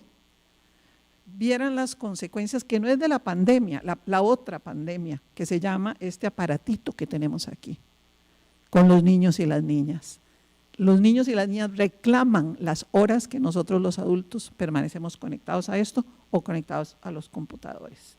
Entonces, hay otras pandemias no tan fuertes, tal vez como el COVID, en el sentido de que nos mata el COVID, ¿verdad? Pero estas otras formas de pandemia también afectan muchísimo, o sea, es condiciones que deterioran esas posibilidades de los niños y las niñas de salir adelante. Y me devuelvo un segundo nada más a esta lámina, porque muchos la conocen, pero es una lámina que muestra dos cerebros, un cerebro de un niño en condiciones normales y el de la derecha en condiciones de abuso. Y ustedes pueden ver ahí que la parte prefrontal del cerebro, que está en la parte de arriba de la lámina, está muy activada porque el color rojo es el que muestra la activación, en este caso en un niño normal, y desactivada en un niño que vive maltrato o negligencia. Y solamente está más activada la parte baja del cerebro, que es la parte emocional y reactiva. Y pregúntense dónde está la problemática con las conductas violentas. Es decir, tenemos la investigación, tenemos la información, se sabe qué genera la violencia y no estamos haciendo lo que se necesita. No es atender denuncias, disculpen, yo estaba al frente de la institución que le toca eso y eso es dificilísimo y hay que hacerlo y hacerlo bien, pero no está ahí la apuesta, digamos, a atender la denuncia, es hacer educación y prevención para ver si estas cosas no siguen pasando, con todos los problemas que la pandemia nos ha traído en ese sentido. En los escolares, digamos que el desarrollo físico de los escolares no es un gran problema tampoco. Baja la mortalidad, no hay muchas dificultades, etcétera, ¿verdad? No es un tema complicado en general. Hay diferencias entre los chicos y chicas, pero más o menos es una condición apropiada. ¿Qué pasa con lo cognitivo? Que no voy a repetir lo que ya doña Isabel mencionó. Nada más quiero señalar un par de cosas que me mortifican desde hace muchísimos años a mí. De hecho, en una oportunidad a la universidad íbamos a ir a presentar una denuncia a la Comisión Interamericana de Derechos Humanos sobre esto. Es el inicio del primer grado aquí. Vean que Corea, Finlandia, Suecia, Suiza y Rusia inician a los 7 años el primer grado. Y aquí seguimos insistiendo en tener a los niños de 6 años en primer grado. Y yo solamente los invito a ver la información sobre maduración cerebral y las diferencias que hay en esas edades y cómo la investigación ha dicho que los cambios de procesos a nivel neurocientífico para poder hacer procesamientos de información más abstracta se van dando a los 9 años. Y nosotros insistimos en una escuela que por lo menos en primero, segundo y tercer grado necesita cambiarse, necesita hacer otra cosa. Y eso lo hemos dicho muchas veces, pero como que de alguna manera no logramos llegar a ponernos de acuerdo ¿verdad? Además de que hay otros asuntos en primero, especialmente en primero y segundo grado, que impactan el resto de la vida, que es el sentido de capacidad. Ahora, quitamos las restricciones para pasar de primero a segundo grado, ahora los tenemos que detener en segundo grado, lo acaban de ver en las láminas o sea, los problemas se presentan más en segundo grado, ahora, antes era en primero, pero es el mismo problema y quizás peor, porque ya se acumularon 2 años de dificultades que al final entran a un tercer grado con todavía más problemas. Y bueno, la parte social de los chicos y las chicas es una etapa muy importante para ellos, de la parte social. Al principio tal vez no tanto, pero ya conforme van avanzando, ya cuando tienen 12, 13, ¿verdad? 11, 12, 13, ya van saliendo hacia el colegio, esto es muy importante. Y la escuela tampoco favorece esos espacios sociales de aprendizaje, casi no los favorece. No digo para todas las escuelas ni todos los sistemas, pero es difícil que la escuela, a pesar de que es la primera razón por la que los niños van a la escuela, es la principal, los amigos y los recreos. Y pregúntenlo, porque la INEIN ha hecho no sé cuántas investigaciones en ese sentido y repiten lo mismo. Entonces, ¿qué nos están diciendo? Y yo no digo que sea un jugar sin aprender, no estoy hablando de eso. Se puede jugar y aprender y se puede aprender y jugar. Y yo creo que ahí está un desafío que no le hemos puesto la atención que se requiere. Bueno, y la parte emocional también de los chicos que, como decíamos antes y lo señalaba ahora Isabel, para los universitarios hay un verdadero problema con el desarrollo socioemocional de chicos y chicas. Hay una cultura del pobrecito que es lo que conlleva a que vayan para sexto grado sin leer aún. Pobrecito, pobrecito, pobrecito, pasémoslo, bien tico eso, que eso es otra cosa que me parece muy importante. Nosotros no hemos vuelto a estudiar ni a leer nuestra cultura, somos poco críticos de esas cosas que nosotros automáticamente hacemos en Costa Rica y yo creo que eso no ayuda nada tampoco al sistema educativo. Y bueno, y en el desarrollo adolescente también hay muchas características del desarrollo adolescente importantísimas en la parte física, ¿verdad? Que hay que ponerles atención, desde sus cambios hasta las cuestiones que tienen que ver con el riesgo en las drogas, etcétera, etcétera, ¿verdad? Y en el desarrollo cognitivo no pasa lo mismo que pasa en la escuela, porque el colegio es una experiencia distinta, pero hay una serie de limitaciones también que dificultan que los chicos y las chicas se mantengan en el colegio. ¿Por qué se van del colegio? Yo no sé si ustedes han tenido la experiencia ahora que estamos con la pandemia de tener chicos y chicas en la casa que están en el colegio, pero yo los invito a que vean lo que está pasando. Es extremadamente preocupante lo que refleja, no porque si yo tengo o no tengo computadora, que es un problema, sino por la actitud hacia aprender. De niños, niñas, adolescentes, docentes y a veces hasta las familias. Las familias lo que pasa es que yo creo que no saben qué hacer con esa situación, más que tengan una actitud negativa. Entonces, bueno, todos estos asuntos que tienen que ver con el mundo adolescente, me parece también que debe de ponérsele el cuidado que requiere y ni qué hablar en la cuestión emocional. Tenemos poco tiempo para la población adolescente, no le dedicamos tiempo, a pesar de que está todavía en formación y como lo decía antes, esas experiencias vitales para los adolescentes corren hasta los 23, 24, 25 años, que van entendiendo o vamos entendiendo a veces qué es el riesgo, ¿verdad? Lo dice claramente las neurociencias, pero no escuchamos esa información, ¿verdad? Entonces, yo sí creo que hay, Por ejemplo, ahí los cambios de sexto, perdón, ahí está equivocado, de sexto a séptimos años, ¿verdad? ¿Qué pasa con esa transición? Tampoco les estamos… ¿Cuántos se van en séptimo? La evidencia lo dice clarísimo, se nos van de séptimo, ¿verdad? Poco apoyo a las familias y prácticamente nula orientación vocacional. Yo eso lo he dicho varias veces aquí en la universidad también. No hacemos nada por la vocación, por ayudarles con escoger vocación, con identificar en qué es bueno. Ojalá uno escoja en lo que es bueno y en lo que le gusta, ¿verdad? Porque esa combinación potencia enormemente a las personas. Bueno, entonces ahí vamos creciendo todos, ya pasamos algunos ya, ¿verdad? En la situación prepandemia, voy a brincarme esto un poquito para hablar más de los efectos de la pandemia, porque ya he mencionado varias de esas cosas. En primer lugar, ya se mencionó todo esto, los cambios en la familia, los cambios en la dinámica familiar, las modificaciones en la vida comunitaria, ya no se puede salir al parque, no se puede salir a la calle, bueno, una cantidad de cosas que han afectado a las personas menores de edad, igual que a los adultos, ¿verdad? También. La recreación de los niños, niñas y adolescentes es lo último que se ha autorizado en este proceso de apertura, ¿verdad? Y sabemos que los niños se venían contagiando menos, ahora tenemos más contagio de niños recientemente, ¿verdad? Creo que ayer había, no sé, una cantidad importante de niños y niñas en el Hospital Nacional de Niños internados por COVID, inclusive en cuidados intensivos, ¿verdad? Pero bueno, ellos se han visto tal vez menos afectados, pero su nutrición, sus controles de salud, acceso a cirugías, acceso a servicios médicos especializados, todo eso se cambió. El sedentarismo, las alteraciones del sueño y de la dieta, todo eso ha venido afectando. La gente bueno, por razones obvias, ¿verdad? Ha tomado muchas precauciones, a veces miedos y cosas. Hay muchos problemas con la salud mental, especialmente de la población adolescente, pero también se ve desde niños y niñas, ¿verdad? Y en la parte emocional, esas dinámicas familiares que se han modificado tanto, han afectado mucho. No sabemos cuánto en este momento, no tenemos la investigación del impacto de esto, pero sabemos de otros estudios que hay, que el hacinamiento aumenta la violencia, por ejemplo. Y si los espacios son pequeños, no tengo el dato en este momento, pero tengo entendido que hay un porcentaje que supera el 50% de los hogares en Costa Rica que son de 60 metros o algo por el estilo.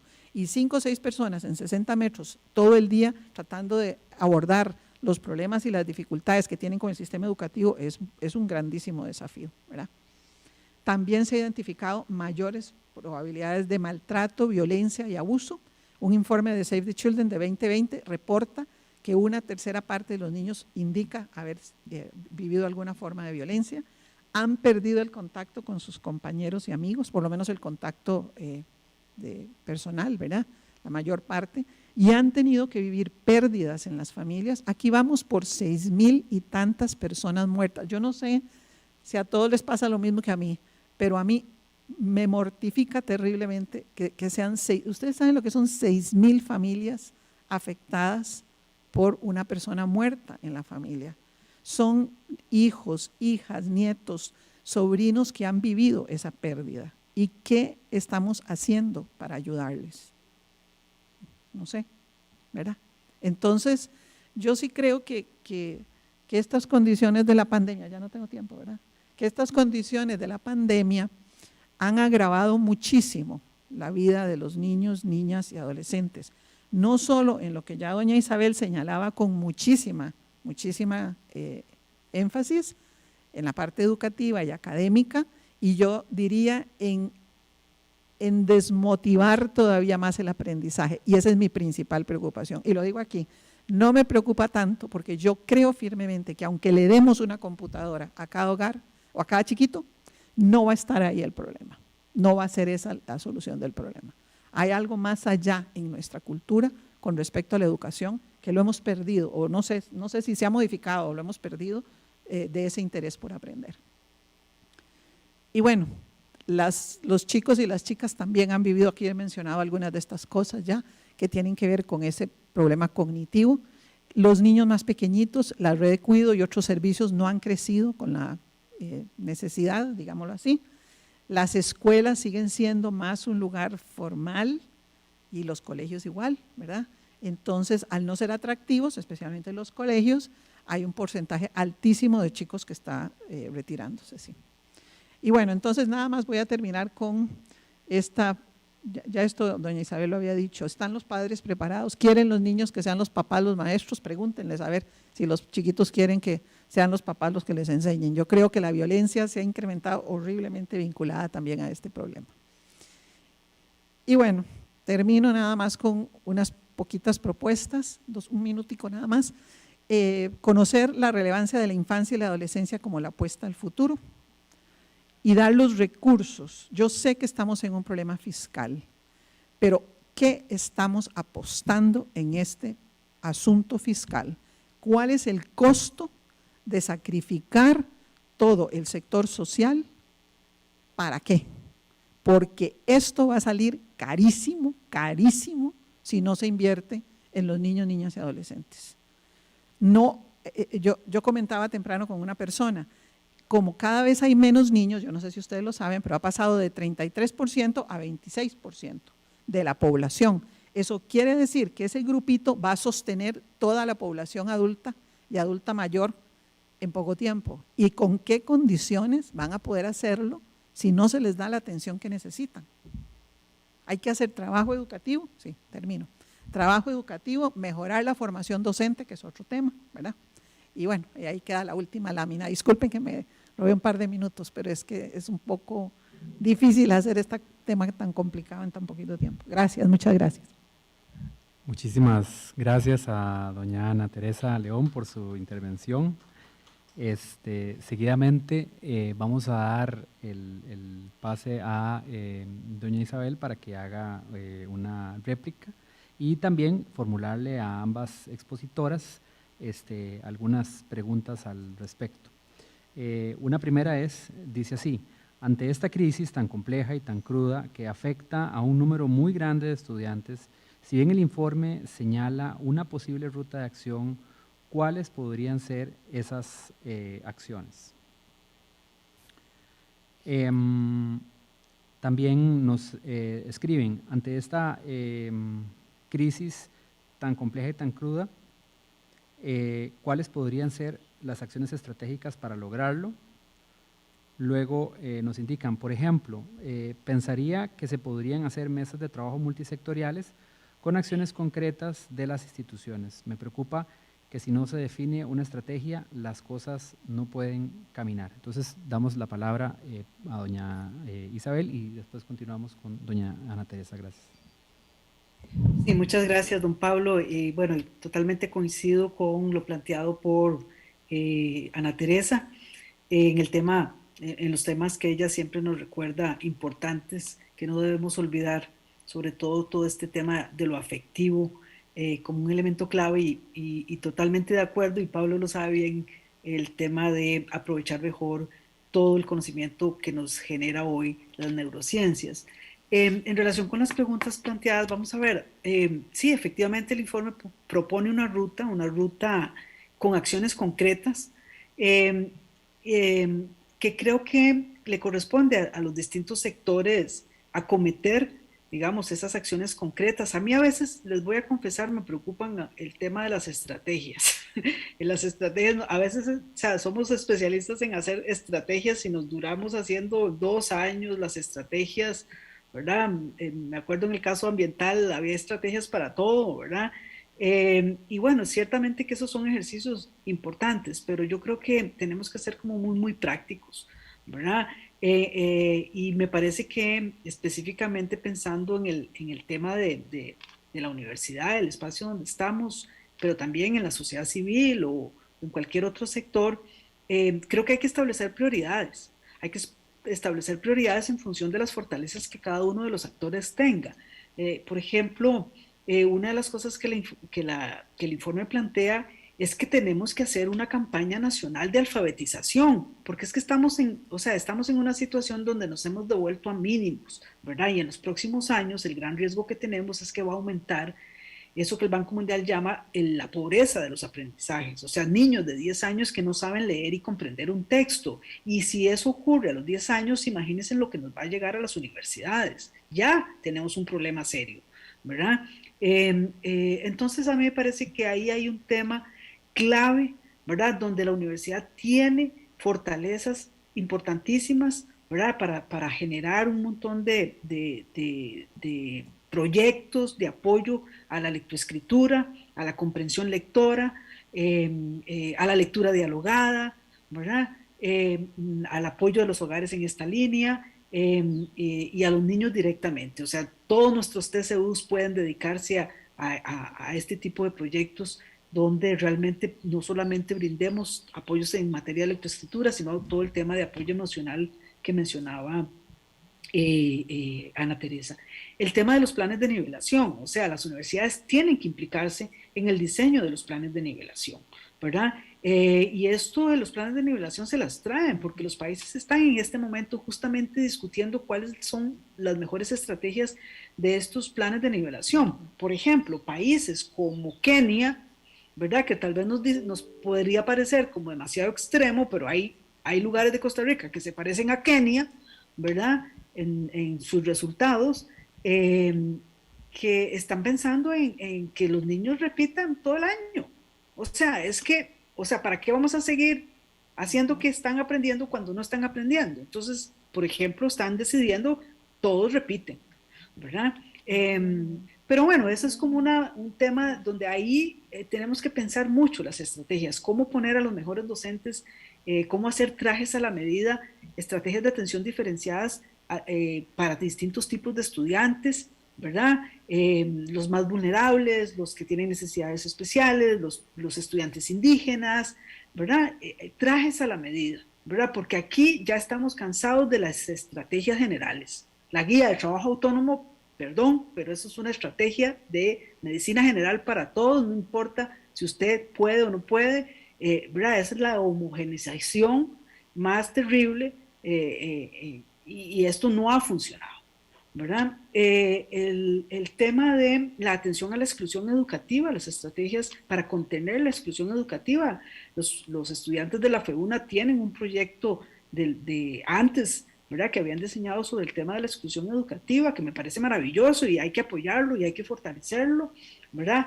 Y hay un tema muy importante que es el tema de los docentes, ¿verdad? Una universidad comprometida en formar docentes, pero docentes que vengan todo terreno a trabajar ahora con las comunidades, ¿verdad? Docentes comunitarios, docentes que se pueden meter en los lugares, porque ahora, más allá de las aulas, o sea, ¿cómo hacemos para trabajar con en esas comunidades más pobres, ¿verdad? Y en eso creo que se ha desarrollado toda una propuesta en el CIDE con la profesora Polet, nosotros lo habíamos referenciado en el Estado de la Educación, para desarrollar docentes comunitarios como lo ha hecho Uruguay, ¿verdad? Que sigue además la gran tradición de la Universidad Nacional de trabajar con esos sectores más vulnerables. Pero bueno, ahí hay que repensar el tipo de docente que queremos realmente y que se adapta a estas necesidades que el país tiene en estos momentos, ¿verdad? No podemos, y ahí hay todo un desafío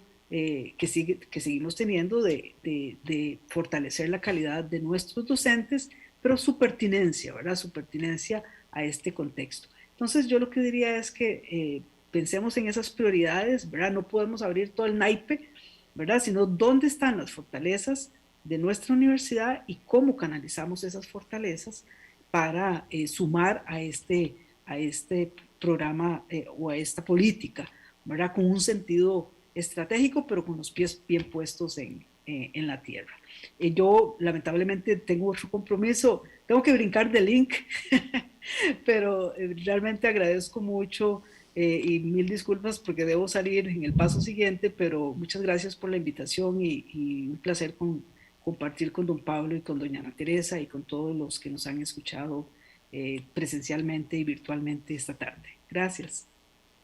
Muchísimas gracias, doña Isabel, por haber sacado de su apretada agenda. Sabemos, ¿verdad?, que está pues, muy solicitada y como es lógico, pero es excelente. Recordemos que el informe Estado de la Educación, que es parte del programa Estado de la Nación, es también una aportación de las universidades, en este caso desde el CONAR. Entonces, pues yo celebro que usted tenga esa agenda tan llena porque significa que vamos a estar llevando esa información, ese conocimiento y ese producto de investigación a más ámbitos.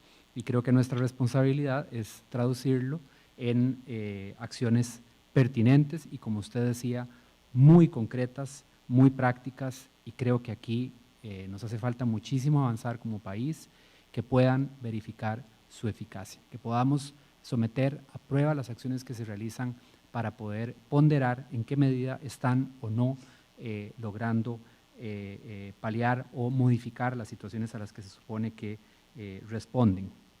Al respecto, vamos a continuar ahora con doña Ana Teresa, y nos ingresaron algunas preguntas y comentarios nuevos. Dicen así: una persona anota, brindar recursos y acompañamiento a padres y madres para asumir realmente la educación y compartir con los hijos. Otro comentario dice: ya antes de la pandemia no se daba ese acompañar a los propios hijos, los hijos crecen sin comunicación y sin conocerlos. Otra persona nos escribe: cómo tratar de ayudar a los niños pequeños ya afectados social y emocionalmente. Otro comentario dice: deberían tener un TCU, un trabajo comunal universitario, para que los estudiantes ofrezcan talleres en diferentes ámbitos del rezago educativo en las comunidades más vulnerables. Adelante, doña Ana Teresa. Sí, yo quisiera plantear un par de cosas respecto, centrándonos únicamente o fundamentalmente en el tema educativo. En primer lugar, se habla de un acuerdo nacional. Ya ese esfuerzo se ha hecho otras veces de generar un acuerdo nacional. Me acuerdo que pasamos una vez, no sé, como 6 meses en reuniones con todos los grupos de todos los sectores tratando de crear una propuesta. Creo que fue en el gobierno me parece que era cuando, creo que fue el gobierno de, me parece que Miguel Ángel, cuando estaba el señor Bolaños, creo que fue en el Ministerio de Educación. Y yo pienso, ahora que habla Isabel, que tal vez hay que pensar en acuerdos más chiquitos y que se ponga de acuerdo, que alguien medie en los espacios urgentes y tal vez en las mismas comunidades para crear planes más pequeños, con alcances tal vez más limitados, pero que puedan tener éxito y que se puedan llevar a cabo. En este momento, por ejemplo, en esta coyuntura que estamos ahorita, electoral y todo este problema, menos vamos a ponernos de acuerdo en una propuesta nacional. Yo creo que hay que buscar otras cosas, y yo lo he dicho en el CIDE también, y no lo digo yo esta frase, obviamente no es mía, que si uno sigue haciendo las cosas de la misma manera va a tener los mismos resultados. Y yo insisto que en educación en particular, y lo he dicho en las aulas del CIDE también, se necesita hacer propuestas que yo he llamado, entre comillas, bueno, le vamos a decir en lenguaje correcto, innovadoras, pero son propuestas completamente distintas a algunas cosas que se han hecho. Ayer yo conversaba, porque hay cantidades de gente preocupada con esta situación, claro, y además muchos cercanos a uno. Y yo le decía, ¿por qué, por ejemplo, un colegio privado no coge de hermano a un colegio, a una escuela, y lo acompaña y lo ayuda? Digo yo, cosas así que no están caídas o sea, no son difíciles. Estoy casi segura que estarían dispuestos a hacerlo, ambas partes, y fortalecer aprendizajes y compartir cosas y experiencias. ¿Por qué no podemos hacer cosas diferentes? Yo no sé, me parece a mí. Lo de educar a los padres es urgentísimo eso. Vean, tenemos la tecnología último modelo para hacer eso y no lo estamos haciendo. Las páginas de internet sobre educación a padres son miles. Algo pasa entre esa página y lo que pasa en las casas. Y no llega, eso no llega, algo nos falta, no sé si es mediación personal o apoyo en otras cosas, pero yo sí creo que la universidad, ya que estamos aquí sentados en la universidad, porque las instituciones, los sectores sociales, las empresas, las municipalidades, como lo hemos dicho otras veces, las asociaciones de desarrollo, las cooperativas, todo el mundo tiene un rol que jugar en esto. Y yo dije hace muchos años aquí en la U, que si la UNA trabaja el tema, le llega a mínimo 50,000 niños, entre los hijos y nietos de los empleados de la universidad y de los estudiantes de la universidad. Es un alcance de 50,000, hasta más tal vez, ¿verdad? Porque hay nietos, hay niños, hay vecinos, y si se hiciera conciencia, es pequeñito eso, pero si la UNA también hiciera, ojalá pues se pudiera, que hubiera recursos para hacer algunas de esas cosas, ya es cubrir una parte de la población, es ir haciendo un proceso, en un momento le llamamos la onda expansiva, no se puede hacer todo a la vez, ni en educación ni en ningún otro tema, hay que ir por partes, pero con algo planificado, organizado, que se monitoree, que resulte y que dé efectos positivos en los niños y las niñas. Hay mucha información internacional que desconocemos, hay muchos estudios de impacto que existen y que se pueden conseguir. Y con respecto a las preguntas relacionadas ya con los padres, ¿qué hacer con los niños y niñas afectados?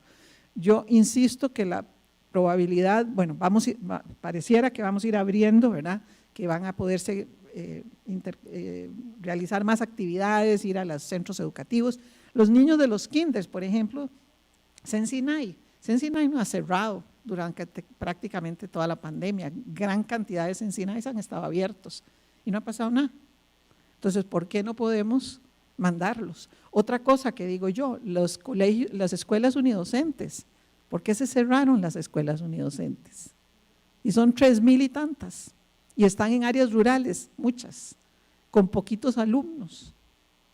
Entonces yo sí creo que hay, pero hay que sentarse a pensar, aquí yo estoy dando ideas tal vez así en forma totalmente espontánea, pero hay que sentarse a pensar estrategias no complicadas, estrategias más simples con las debidas medidas para que vayamos haciendo pequeños cambios en preescolar, en las escuelas, en los colegios, para ir logrando un avance en educación. E insisto, si se siguen haciendo las cosas de la misma manera o en las tradicionales formas estructuradas, digamos, de crear un proyecto, esos procesos son demasiado lentos. Y los niños, vea lo que acaba de decir Isabel, los que están en 4º grado, ¿qué han aprendido los que están en 4º grado?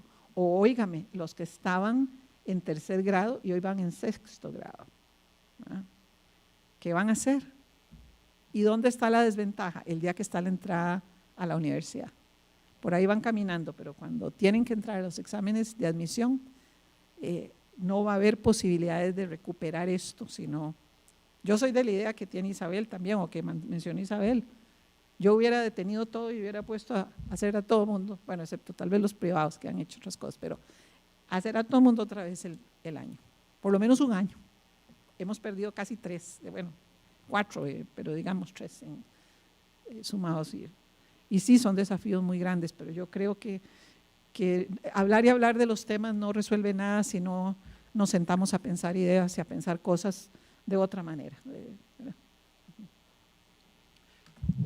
Gracias, doña Ana Teresa, por sus comentarios y sus propuestas. Tenemos algunos otros comentarios, voy a proceder a leerlos. Nos comentan, muchas gracias por las excelentes exposiciones. ¿Conocen ustedes si en otros países o acá en Costa Rica durante la pandemia se realizaron procesos de acompañamiento para docentes o para estudiantes en aspectos psicosociales? Si no, ¿cuál sería su opinión sobre una estrategia de acompañamiento para estas poblaciones adaptadas a las diferentes necesidades, pero desde una perspectiva más psicológica? Otra persona apunta, excelentes las reflexiones de las panelistas. Agradezco a doña Ana Teresa León poner en la mesa la preocupación por el direccionamiento de los recursos que hoy orienta al país a partir del análisis de la crisis fiscal, dejando con más limitaciones aún la atención de niñez, adolescencia y familia.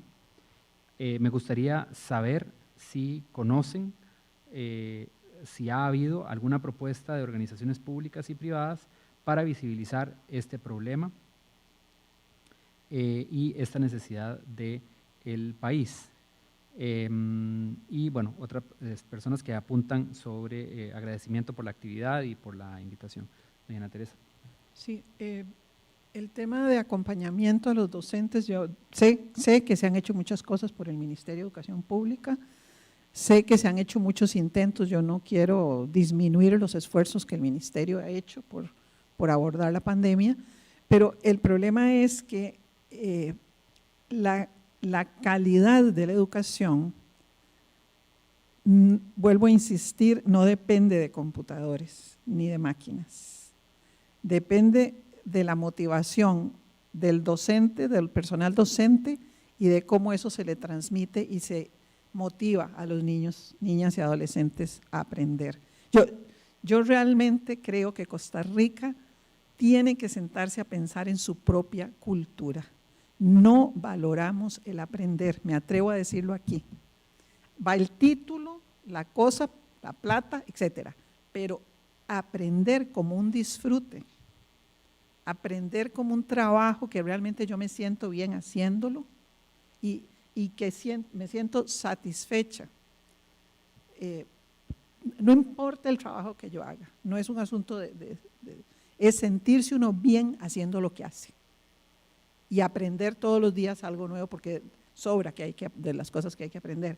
Pero yo creo que tenemos un problema a nivel cultural en esto. Y mientras esas cosas no se aborden, podemos regalar el último modelo de computadora a todos los niños, que esto no va a resultar. Y yo los insto a que vean ese video que anda dando vueltas de lo que está haciendo Japón en este momento. Vean lo que va a hacer Japón, un experimento por 12 años. Quitó las materias, cambió todo, no sé si lo han visto, pero ahí anda circulando, ¿verdad?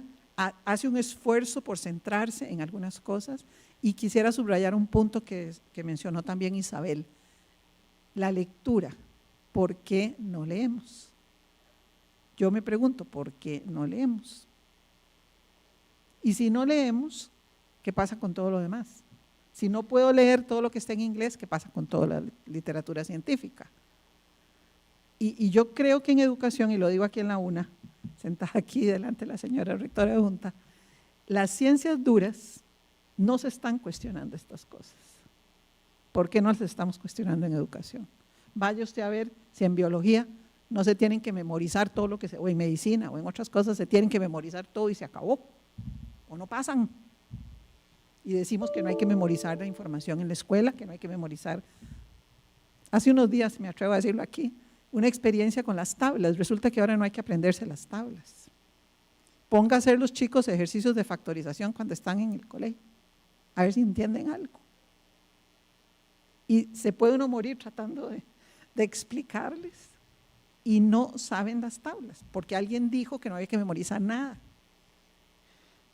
Entonces yo sí pienso, y por eso creo que es importante, la UNA ha liderado muchos procesos en educación a nivel nacional, y yo creo que podría ponerse una flor en el ojal, y no excluyo a las otras universidades también, tanto públicas como privadas, porque sí tenemos un desafío que si no pensamos con cabeza fría, como dice Pablo, ¿verdad? Y no improvisando tampoco, pero buscando alternativas que realmente respondan, tanto en el seno del sistema educativo como con las familias, porque pasa lo mismo a nivel familiar.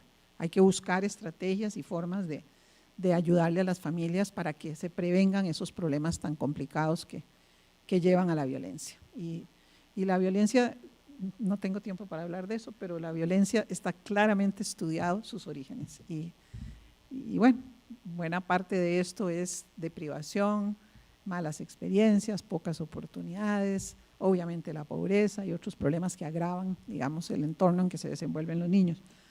Pero creo que hay que ir buscando espacios, ir resolviendo poco a poco y no pretender hacer una solución gigantesca del problema, ni en educación ni en la otra parte socioafectiva. Hay que ir poquito a poco, familia por familia, comunidad por comunidad. Bueno, muchísimas gracias, doña Ana Teresa, por toda su experiencia y todo ese bagaje y todas esas ideas concretas que nos plantea, y también todas esas críticas tan pertinentes. Nada más, pues ya no da tiempo, ya se nos acabó el tiempo previsto para la actividad, pero sí quisiera leer pues algunos comentarios finales donde nos apuntan lo siguiente. Dicen: el Ministerio de Educación no ha podido supervisar este tipo de acciones como lo que menciona la doctora León. ¿Por qué cerraron las escuelas unidocentes? ¿Por qué no se crearon otras estrategias para menores de edad más vulnerables? Y también apuntan sobre que el sistema educativo memorístico y con experiencias aisladas no ayuda a valorar y aprender. Bueno, creo que el día de hoy hemos tenido un lanzamiento importantísimo que creo es histórico en la vida de nuestra institución. Creo que la Universidad Nacional da un paso adelante como institución. Quiero agradecer públicamente al Consejo Universitario, a las unidades académicas que participaron en este proceso, al INEINA, a la Escuela Ecuménica de Ciencias de la Religión, al Centro de Estudios Generales, también a la Escuela de Ciencias del Movimiento Humano y Calidad de Vida, y a cada una de las personas que fue parte de la construcción de este proceso de política. Ahora estamos ante el reto de llevar a la práctica esa política, porque ciertamente a veces decimos, bueno, es que faltan políticas claras. Creo que ahora tenemos una política clara, entonces lo que nos corresponde es ejecutarla, y no dudo, como decía doña Marianela, nuestra rectora adjunta, que vamos a tener un apoyo decidido de nuestra actual administración activa para llevar adelante esta política en medio de las limitaciones que contamos, pero también de las oportunidades que se abren.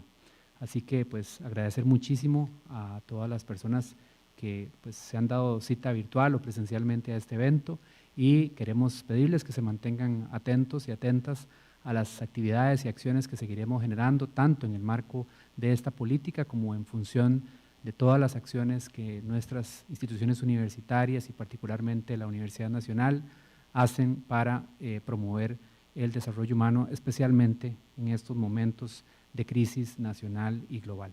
Muchas gracias y buenas tardes. Muchas gracias, gracias Pablo. Yo creo que es muy importante decir que, yo sé que ya estamos posiblemente fuera de cámaras, pero que es importante decir, esta iniciativa, hace como unos 15 años se hizo un intento de visitar facultad por facultad y motivar, y no fue posible hacerlo. Por eso ahora, yo sé que Pablo es, ¿verdad?, que se puso la camiseta junto con otras personas, y yo creo que es muy importante hacerle ese reconocimiento a la UNA, y la UNA se puede lucir con esto, además de contribuir al país y a los niños, niñas y adolescentes. Muchísimas gracias. Muchísimas gracias y buenas tardes.